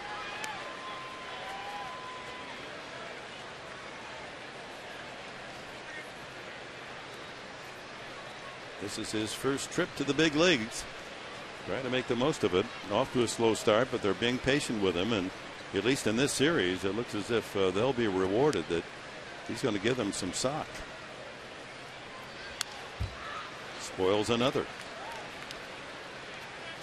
Rob Johnson's going to have a chat with him. I mean, there's been a few pitches this at bat that have been meaty pitches, and Lupke has gotten away with them. That's going to happen once in a while. Good extent, according to Carl's Jr. pitch track, that ball's off the plate. But when you look at the way Peguero extends, that looks like it's in his power area. Remember, the one he hit to the wall was off the plate and away. Chase is there, strike three. Runner will go to second, and he's safe. Batter is out on a strikeout by Lupke, but Olivo alertly advances to second base. Strikeout, wild pitch. We got him on the slider. And you know what? With the way that Peguero was swinging the bat aggressively, good job by Corey Lupke burying that pitch and trusting his catcher Johnson to smother it. Sure, Olivo moves up. He's shaken up a little bit at second base. I don't know whether he ate some dirt or did a face plant, but might have run into Bartlett's knee.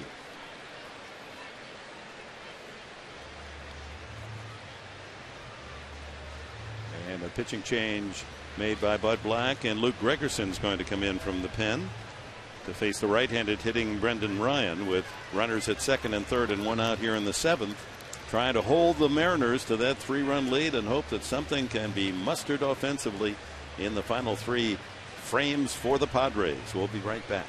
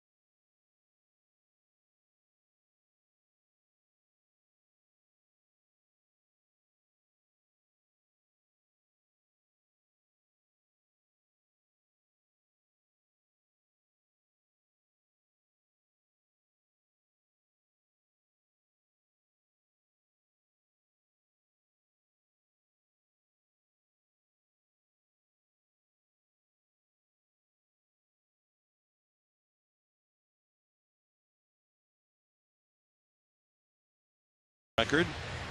3.26 ERA in his 22 games. The batting average against a little high for Luke Gregerson. That's uncommonly high, 299. Let's go back to the play. Olivo sliding at second base, and he gets the left foot of Bartlett in the face. And here's another angle. Yeah, he kind of scrapes his face with that left foot. But he's okay. He's out at second. Over at third is Adam Kennedy, and the batter's Brendan Ryan, a single and 3 at bats. Well, like you said, Dick, got to keep it at 3 runs. You know, the Mariners threatening right here.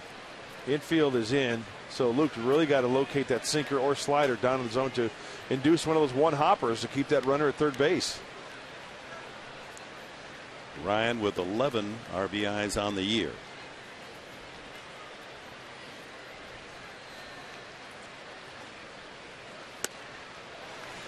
Starts him with a slider.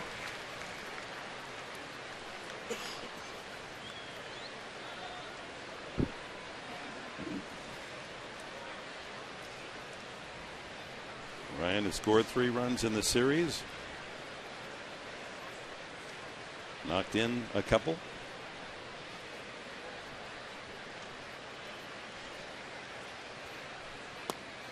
Yes, he did. Yep. First base umpire Runge rings up a strike. It's 0-2. Guarantee you he went, Dick. Oh, if he hits that, it's a double. Speaking of Brian Runge, we had his dad up here in the booth last night. Paul, former big league umpire. Good man. Talking some rules. And Grandpa Ed Runge, yeah. Pitcher's best friend. He had a nice strike zone. Great storyteller, too. Ed. He used to be on the talk circuit for the Padres. Good man. 2-strike pitch. Right back to the mound and through the legs of Gregerson. Hits second base. Caroms out to the outfield. 2 runs score, and sliding safely into second base goes Brendan Ryan.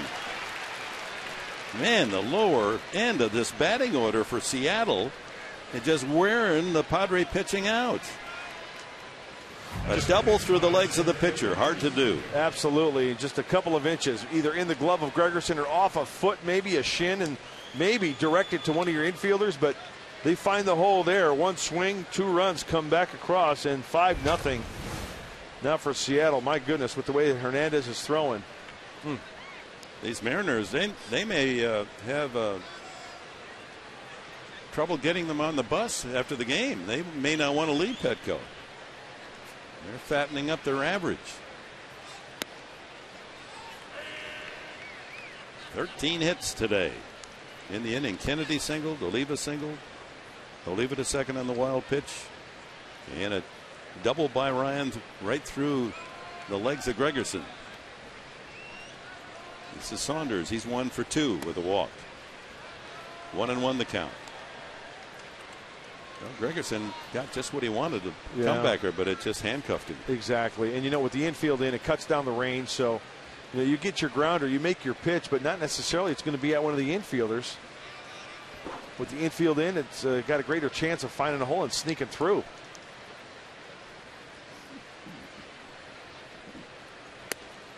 Swung on and missed 1 and 2. The 6, 7, 8, and 9 hitters, that of course includes the pitcher, are hitting .395 in the series. 17 hits. And it's even more dramatic if you go 6, 7, and 8. And Ryan and Peguero, and last night Mike Wilson had a couple of hits out of the 7 hole, and Jack Wilson was 8th. He had 2 hits. Pulled to the facing of the dugout.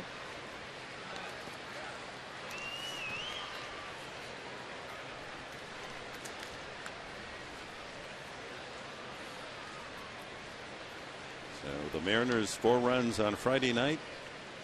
Padres got 1 unearned run on 4 hits. Mariners 4 runs on 9 hits last night. Padres no runs and 4 hits, and today it's 5 runs, 13 hits versus no runs, 3 hits for the Padres against Hernandez. So if you just consider the 6, 7, and 8 hitters, where normally a bad hitting team comes in, you figure those are going to be easy outs. 6, 7, and 8 for Seattle in the series. 15 for 35, 429 average. That'll win you some games, especially with the pitching we've seen. And not a lot of strikeouts in that order.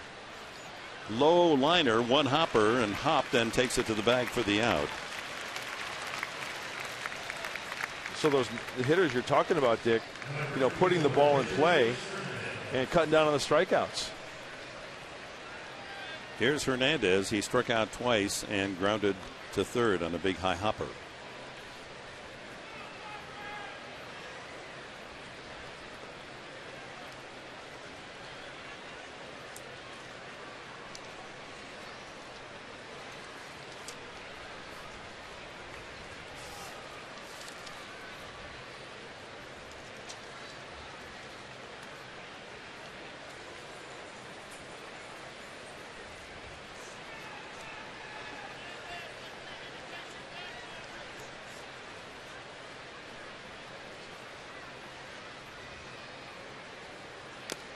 Fouled into and out of the glove of Rob Johnson.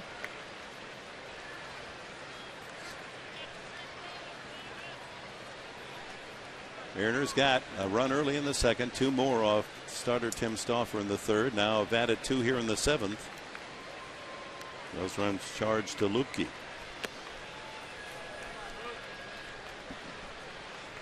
You look at Hernandez coming up to the plate. This is his 4th at bat, and that's a good sign if you're a Mariner fan or the Mariner team.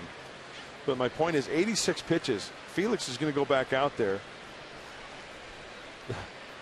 At one time this year, he threw 126 pitches. Lincecum threw 133 the other day. So my point is he's only at 86 when he'll start the bottom of the 7th. 1-2 the count. Well, it all is a matter of how he feels and how Eric Wedge, with a 5-0 lead, do you maybe go to your bullpen, or do you say, hey, I want to throw a complete game, or give me a chance? I think the pitch count, you want to have your pitcher go out there and get a good workout in and get a good pitch count up there. You don't want to cut him short, but that's a good point, Dick. Chop to third, Headley on the run, and the inning is over. But it's a productive one for Seattle. They get 2 more runs on 3 hits. The key blow, Brendan Ryan's double right up the middle.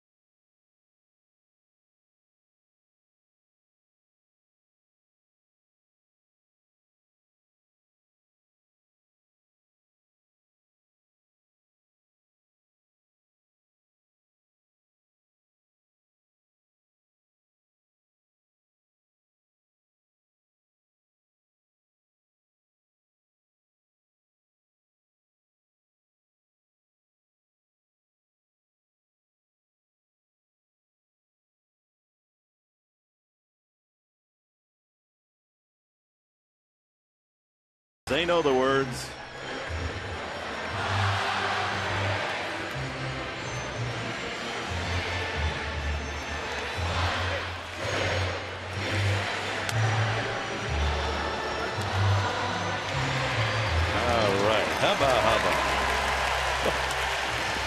Chase Headley leads off the 7th inning, and our leaderboard is brought to you by Los Primos, home of the Monster Burrito. Get your $5 meal deal for a limited time only. Most pitches seen per plate appearance this year. David Wright of the Mets, 4.42 pitches. In other words, he's almost at a 3-2 count every time he comes up. And Chiron Bob researching this out. It's very interesting because Chase Headley, as we might suspect, is in the top 5 at 4.22. Looks him over. Very patient at the plate, and hence the name Count Full Count. I'd like to see how, they come up with statistics for everything. How many full counts Chase Headley has encountered this year as compared to the people or the players on that list. Yeah, that'd be and they can break that down, I guess. Sure they could. These statistical wizards. I'm wondering, well, I should hold the thought, but in the making is the possibility with Hernandez on the mound that the Padres could be shut out all 3 games of the series. Would not shut out, but not have one earned run in a 3-game series. I'm just wondering if that's ever happened in San Diego history. Well, let's make it a moot point and rally here. 5-0 down. Franklin Gutierrez takes over in center field for Saunders.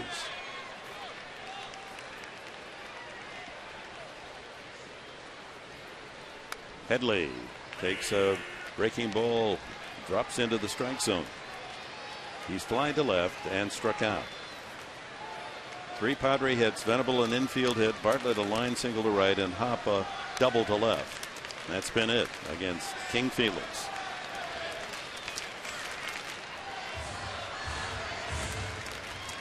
Well, since last year, the start of last year for Hernandez, he's received the lowest support in the American League, 3.1 runs of support. And his record, 17-16. Line drive, base hit. Oh, Headley gets it started here in the 7th. The 4th hit off Hernandez, and that's exactly been the total the first 2 games of the series. The Padres got 4 off Bedard and company, and 4 off Pineda and relief pitchers last night. But talking about that run support, 17-16, a 2.48 ERA. So he's only getting 3.1 runs of support, but his ERA is 2.4. So you do the math. They just put a big Q on his head with that Mariner logo for quality starts. You're going to get your money's worth whenever he takes the ball. Hop late on the swing. And Chase Headley taking advantage of a 0-2 pitch with a safety to center field. Hop struck out and then doubled off left fielder Peguero's glove.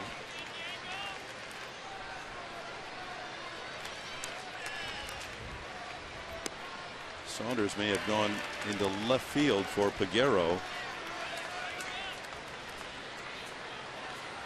We'll check out if they made a change there as well. 1 strike on Hop.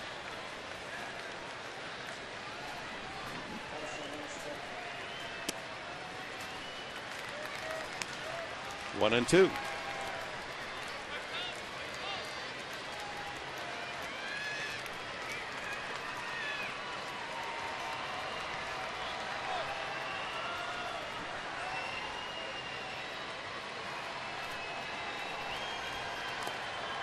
Saunders indeed is the new left fielder, just moving over from center field, and put Gutierrez in Peguero's spot in the batting order,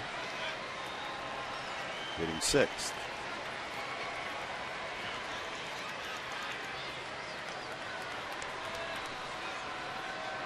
Two and 2.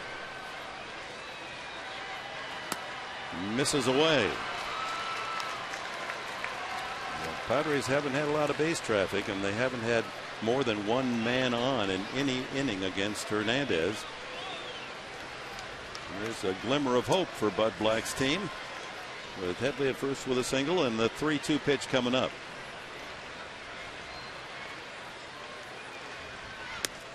Strike 3. That's number 11. changeup on the outside corner. There he is, 3-2. Throws him a changeup. Exactly. Man. It seems like you can't guess. Well, if you can guess. I guess I should say that, but you're going to look for a fastball. That changeup just dissects the outside corner. A nice pitch by Hernandez. That was pitch number 95. Maben up twice, struck out twice, and takes a strike.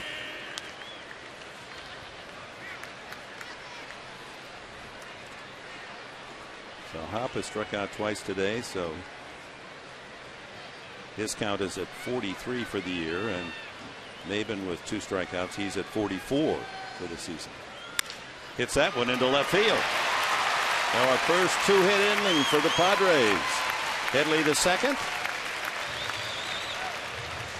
They're within a big swing of getting into this game now. Hudson has struck out and lined to center. Well, for Cameron Maben, the 3rd time around, so you get an idea what Felix Hernandez is all about. Hey, station to station right now. But the one thing about Felix Hernandez you have to keep in mind, this being his 11th start, he's only given up 3 home runs on the year. It's tough to get one out of the yard off this guy. Doesn't mean it can't happen. It's just tough. His record shows. That ball hit high in the air to center field. Gutierrez back, and makes the catch. A stride from the wall. Hudson almost got it out of here. I tried to jinx him. Yeah, that would have been sweet for the Padres to get into the game on one swing. I remember in the pregame show talked about how during day games the ball has a tendency to travel. That really wasn't the best swing from Orlando Hudson. He got it on a sweet spot, but still it gives you an idea how the ball is traveling this afternoon. Denarfia popped to first, fly to center. So 2 on 2 out now in the last of the 7th. And the Padres get on the board.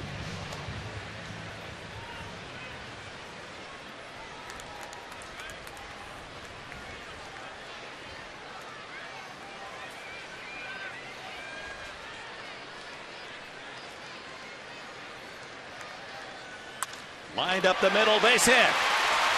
Here comes Hop.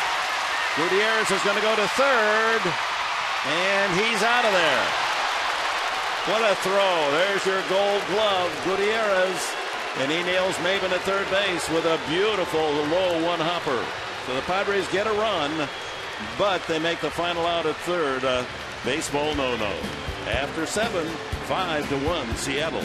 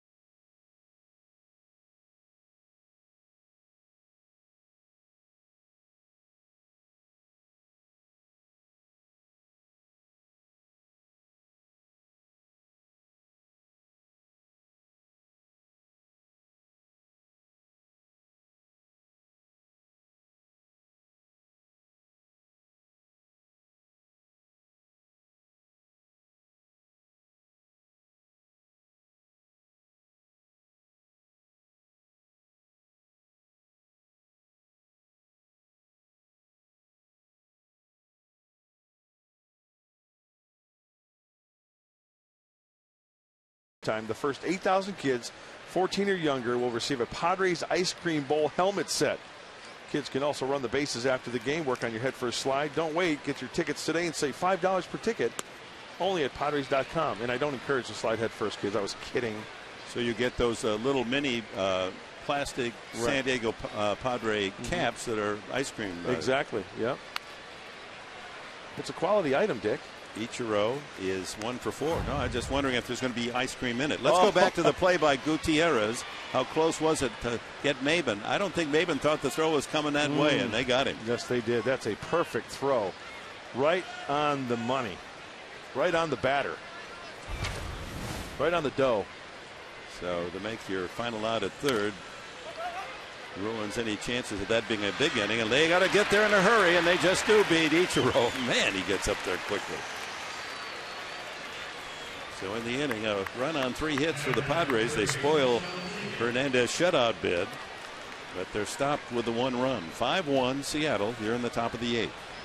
And it was very close also when Chase Headley scored on that. Remember, you have to cross home plate before that out is made, or else the run does not count. That was very close. And Headley heads up, was running hard all the way. I had the feeling Maben thought maybe the throw might be coming to the plate. And then yelled at by Hoffman, the third base coach, get over here, come on. Couldn't quite get back to a full gallop. Knee still bothering him. Figgins 1 for 4 today. Only hit in the series, a single back in the first inning.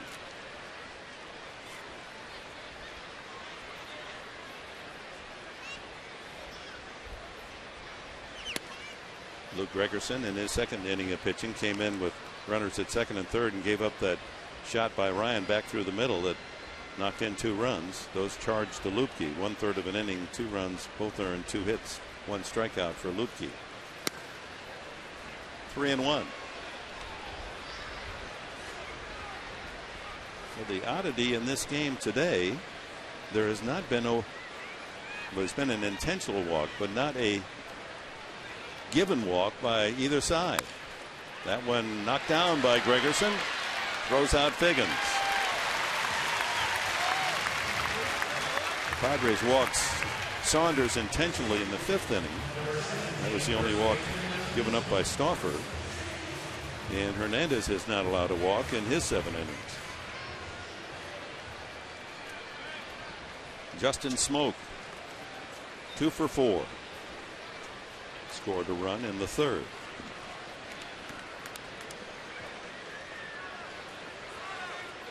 Shift is on with Hudson playing shallow right field. Headley over in the shortstop's position, the only man on the left side. So what's that tell you? When he hits the ball on the ground, it's on. I'm sorry, when he hits the ball on the ground, yeah, he pulls it. So Gregerson with that sinker down and away and slider, spray charts say that he tries to hook it rather than trying to take it the other way. Although Smoke in the 4th inning hit a ball to left field for a base hit.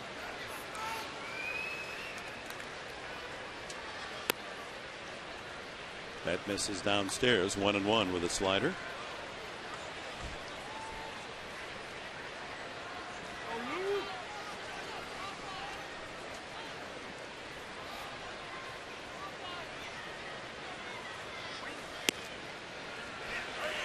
That one hits the outside corner. Another slider.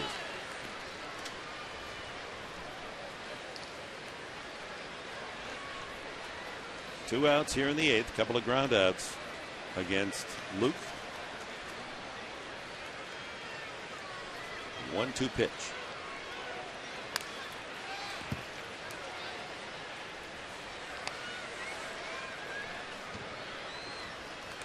I told you this is a crazy day in history, and I don't want to elaborate here. We'll try to stretch it out here because it's, I know it's 2 of your favorite teams in the Carolina League, the Durham Bulls and the Winston-Salem Warthogs. Oh, love that nickname, the Warthogs. 16 years ago, they had quite an affair, these 2 teams in the Carolina League. 1-2.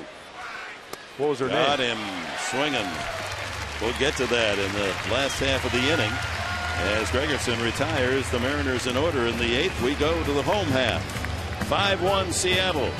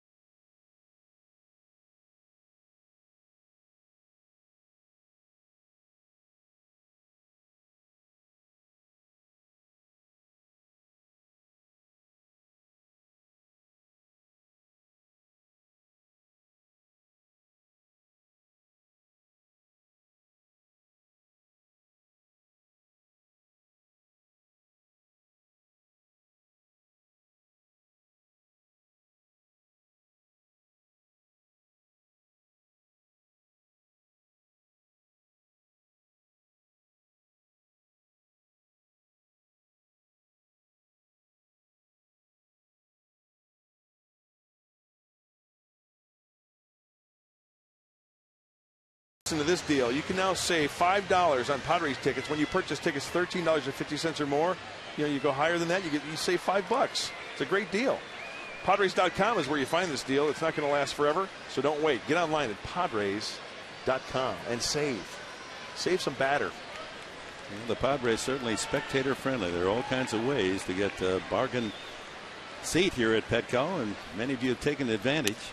As we go to the last of the 8th inning, Rob Johnson, pitcher's spot, and Cantu's in the on-deck circle. Venable, the leadoff man, would bat third. Johnson has struck out and grounded to third. Hernandez has now passed the 100 pitch mark, 101. Lost his shutout, but the Padres ran themselves out of the inning in the 7th after a run on 3 hits. Boy, barrels that one down the middle. Still got a 92-mile-an-hour fastball. Little leaguers, they've come prepared. Little League Padres. Well done. There's some work into that banner. Yeah. Breaking ball, 2-2. Curveball that had Johnson given ground.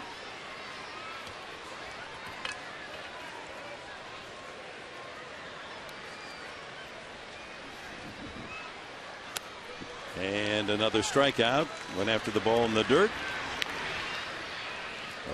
12 now. That's one shy of his all-time high. Change up, and Johnson fooled. See, going down the lineup, I'm wondering if anyone escaped. The only man in the lineup that didn't strike out today is Denorfia. Jorge Cantu is introduced.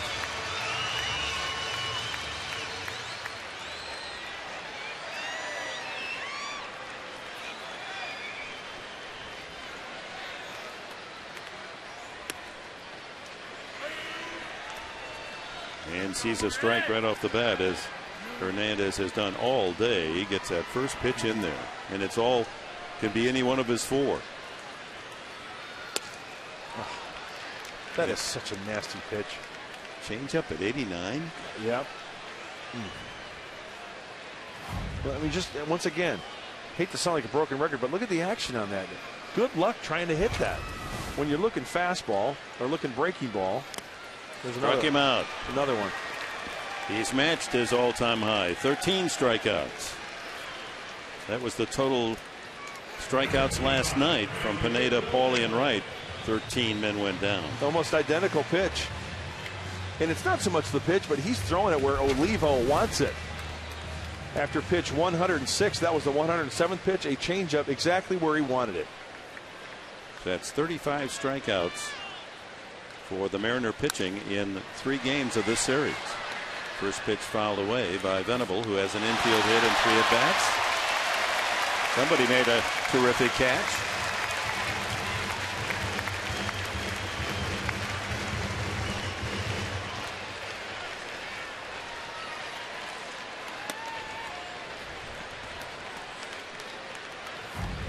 Oh, here's why they got a big roar from the crowd. Watch this gentleman going after it with his cap. Yeah.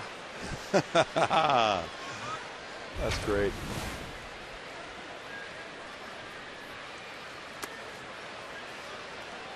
Did not go on a curveball.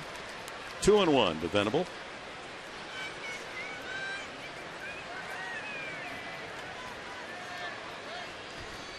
Sign him up.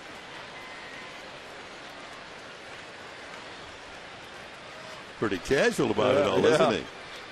He's got that confident look about him. 3-1, a rare 3-1 count from Hernandez today. So he takes a little time, paws around at the mound, and still everybody's comfortable in that Mariner bullpen down there. Yeah, they could have stayed at home. Foul back.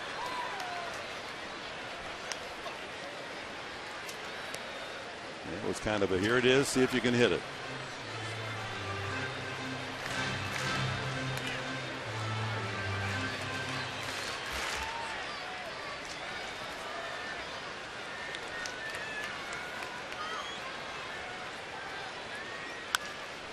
That's fouled out of play.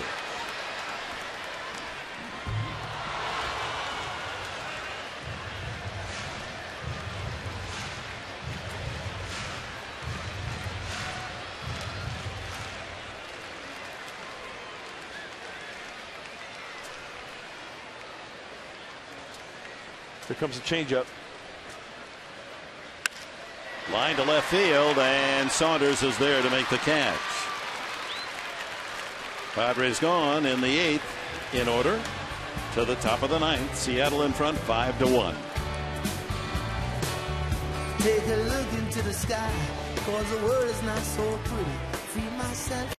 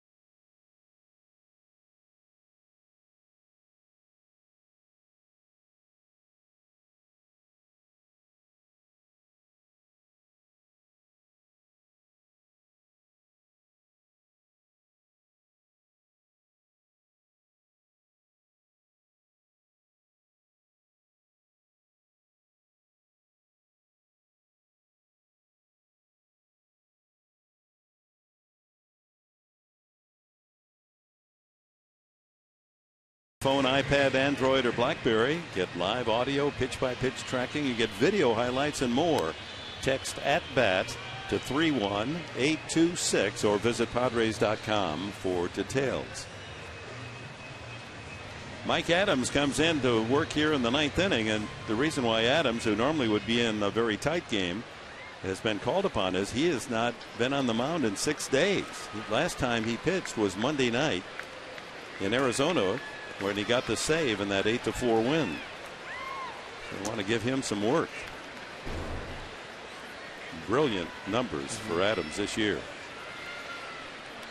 Adam Kennedy takes it over but low, ball 1. Kennedy is 2 for 4 on the afternoon. Olivo and Gutierrez to follow.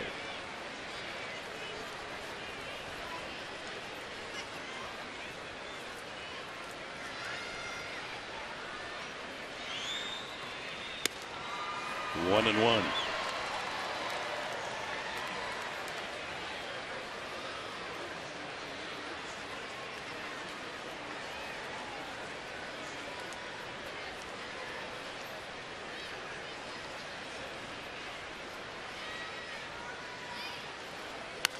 Out of play.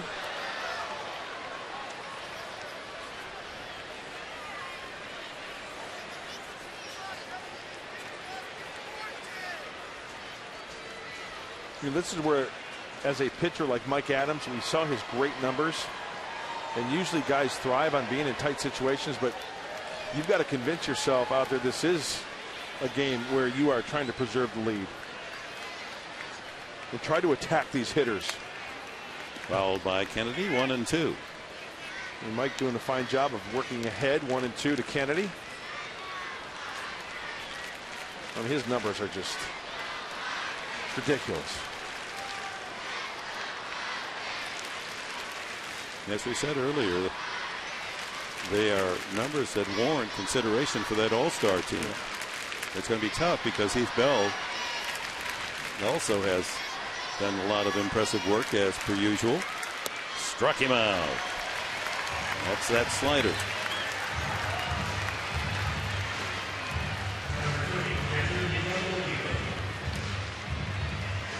They get a little fidgety down there in that bullpen when Adams and Bell don't get a chance to come in. Yep. When you fall behind quickly, there's not been a call for their services as often as they'd like.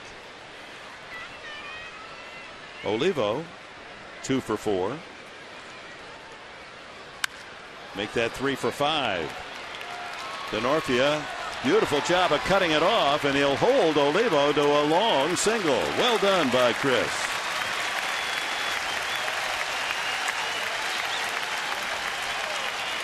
Three for 5 for Olivo. You know, this is a great play by Chris. Laying out, loses the glasses, but prevents Olivo from getting into scoring position and holds him to a single. You got to love the attitude of Chris Denorfia out there holding Miguel Olivo to first base. He's checking his card, it looks like, for defense. First batter in the lineup for Seattle with 3 hits today. They've got a total of 14. Smoke, Kennedy, Peguero, and Ryan all have a pair of hits. And this is the first at bat for Franklin Gutierrez.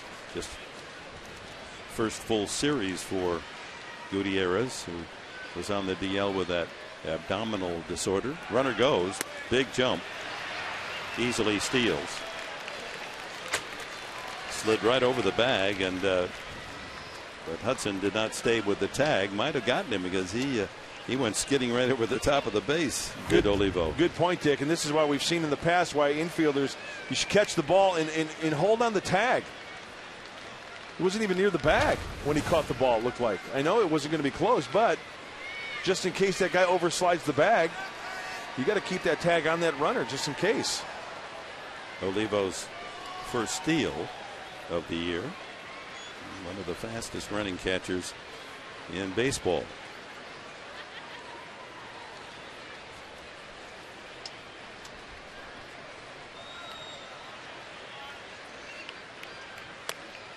That's a strike. 2 strikes. The count on Franklin Gutierrez. Got his first hit since coming back last night. He went 1 for 4. He's now 1 for 12 since returning. Made a big play defensively, as he did all of last year, throwing out Maben at third on the run-scoring single of Denorfia in the 7th inning. Mariners have had a lot of base traffic today. They've had runners in scoring position every inning but 2. They've left 10 men, and they've scored 5.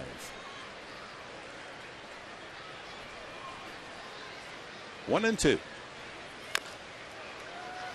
That hurts. Foul ball, looks like it got Gutierrez on the ankle. Yeah, tomorrow night, the first of 3 against the Cardinals. You'll be able to see that strong-armed outfit with Albert Pujols and Matt Holliday, and now Lance Berkman filling the middle of their batting order. They've become a tremendous 1-2-3 punch. Dustin Mosley will try to quiet them down against Kyle Loesch. We'll be on the air at 6:30 tomorrow night. Line drive up the middle, base hit for Gutierrez. On his way to the plate is Olivo. Here comes a throw by Maben, cut off, and it's 6-1 Seattle. Gutierrez's first RBI of the season. Now Adams, who hasn't given up much all season long, touched up for a run.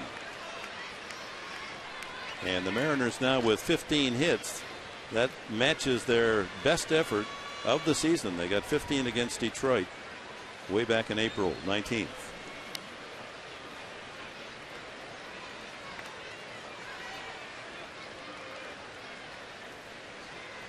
Yeah, we need Sherlock Holmes to investigate this case. What has happened?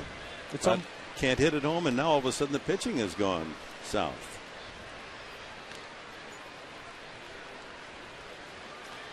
Get that. It's unbelievable. It really is. Microscope out and look for clues. I don't think we're finding the right clues.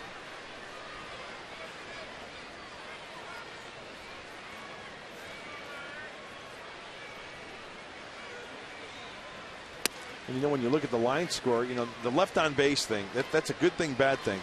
It's a good thing today for Seattle because they've left 10 on, but because they've scored 6 runs and 15 hits. Now the 10 runners left on base, if you've only scored 1 run, that's obviously not coming through big time with the clutch hits. Yeah, they won 4-0, 4-1, and now they lead 6-1. That misses inside, 2-0 to Brendan Ryan, who is 2 for 4. It was his base hit that greeted Luke Gregerson with runners at 2nd and 3rd in the 7th inning. And he hit a shot right back through the middle. It appeared to go right through the legs of Luke Gregerson and rolled into center field for a 2-run double. He legged it out for a double.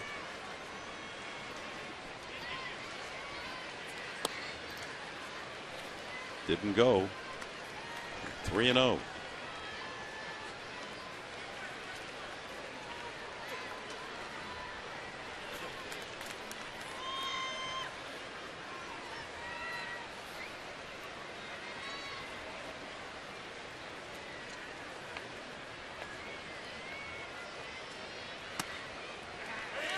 Well,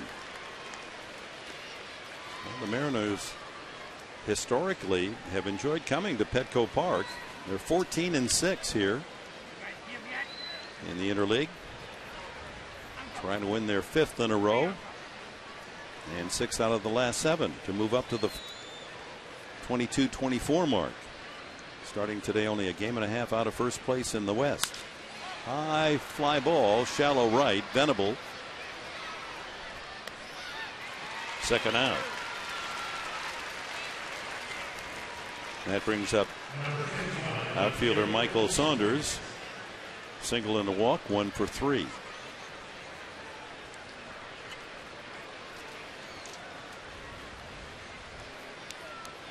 The necklaces that Adams wears, the pink one is for his grandmother, who eventually succumbed to cancer. He's been a big supporter of the Stand Up to Cancer program. Wears that every time he pitches to remember her. And the others are for his children. Very close-knit family, making their home during baseball season on the island out in Coronado. Yeah. You mentioned the cancer, the Stand Up to Cancer. A lot of friends of mine have been getting in contact. See the arrow and the 2 on the mound? They've been asking me, what is that? Well, there's a sign also by the auxiliary scoreboard, S, the arrow up, then 2C, Stand Up to Cancer. That's what that's all about, for cancer awareness, and we've been touching upon that last night. Strikeout cancer. And there's the Stand Up to Cancer logo. That just missed. Slider. Pretty good pitch. 2-1. Gutierrez with his first RBI of the year at first base, 2 outs. Mariners have added a run and lead at 6-1 here in the 9th.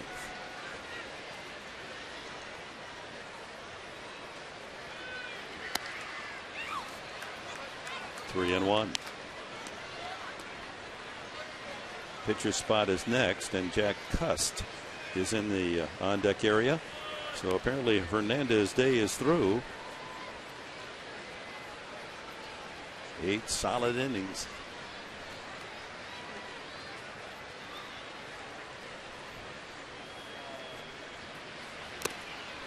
Fouled into the glove of Johnson.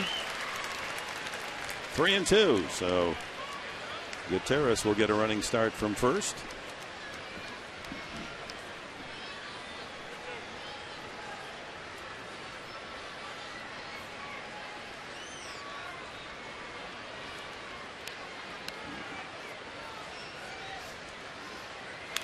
Foul back. So I'm going to quickly tell the story of the Durham Bulls and the Winston-Salem Warthogs. They had a 30-minute Donnybrook on this date where everyone poured on and they couldn't break it up for 30 minutes. It's just swinging and kicking and wrestling and fighting. One of the all-timers in baseball, minor league baseball. But there's a punchline to the whole story, no pun intended. Fouled at the plate. The president of the Carolina League handed out suspensions to every player. There were 124 days that they kicked guys that couldn't play. Wow, it's a long time. And here's the punchline. The whole affair happened when the special day was Strikeout Domestic Violence Night. Oh. Timing's everything. Yeah. 3-2. Popped up. Might be a play. Angling over is Barkley, but it'll land in the seats.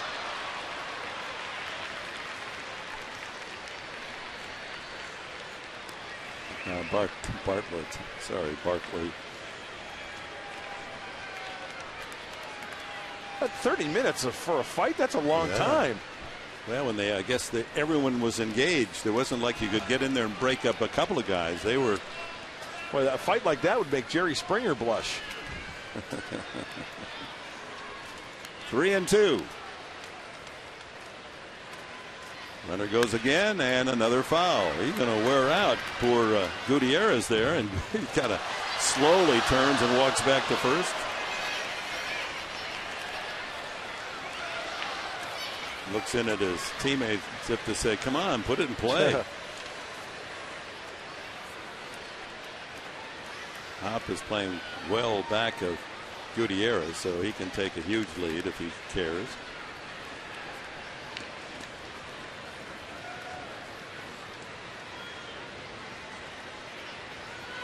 Struck him out. 2 strikeouts for Adams in the inning, but the Mariners add a run on a couple of hits and leave one. Bottom of the ninth, it'll be Bartlett, Headley, and Hop for the Padres.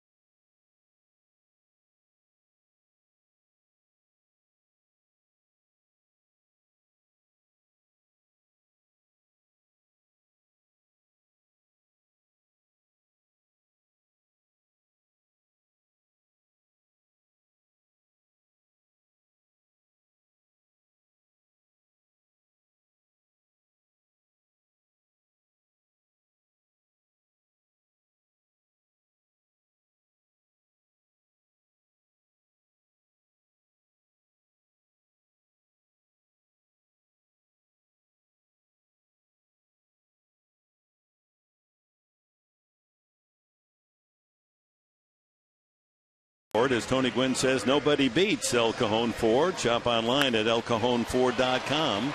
Carlos Paquero in the 3rd inning just misses a home run a foot below the top of the wall in left center field. That drove in 2 runs and made it a 3-0 Seattle lead.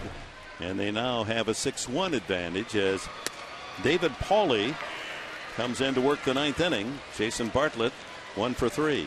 There are his numbers. Quite impressive, as is the case for almost everybody Seattle puts on the mound. He pitched the other night. He was originally drafted out of Longmont, Colorado High School by the Padres. 8th round 10 years ago. Chop foul. Yeah, he was impressive last night, Dick. 1 inning, struck out the side in the 8th. Came up with the Red Sox a couple of years. Last year, primarily as a starter, 15 starts on 19 games, was 4-9. But obviously, his role now, with the way they've got that rotation set with Pineda, he's going to be on the bullpen. That one hit the left, but Saunders able to cruise over, grab the first out. You know, looking at Paulie and his mechanics, it just occurred to me who he kind of resembles.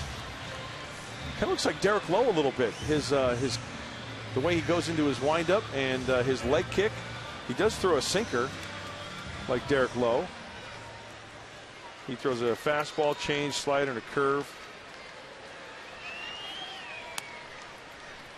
The Padres traded this young right-hander back in 2004 to the Red Sox, along with Jay Payton, Ramon Vasquez, and Cash, in order to acquire Dave Roberts. They're in the first base coaching box. So this world of baseball, it all connects if you keep examining. Headley hit in 3 at-bats, scored the only Padre run. Single to lead off the 7th inning. Boy, that one shattered off the facing of the second deck. Headley singled in the 7th inning after Hoppitz struck out. Maven singled to left. Hudson a long out to center, and then Denorfia singled to center to drive in the run. Maven thrown out at third by Gutierrez. Headley with a ground ball to Smoke, and there's 2 away in the 9th inning. Down to their last out, Brad Hopp.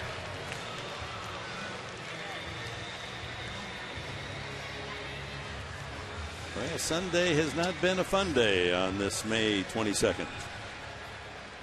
Well, it's been a fun day to have all the little guys, little leaguers out here enjoying the game. A crowd of 34,705. As we said last night, the fans have been just terrific. I mean, they're showing in big numbers. They're supportive. You don't hear a lot of booing. They're disappointed, to be sure. Ground ball to second, and the flip to first, and this ball game is over.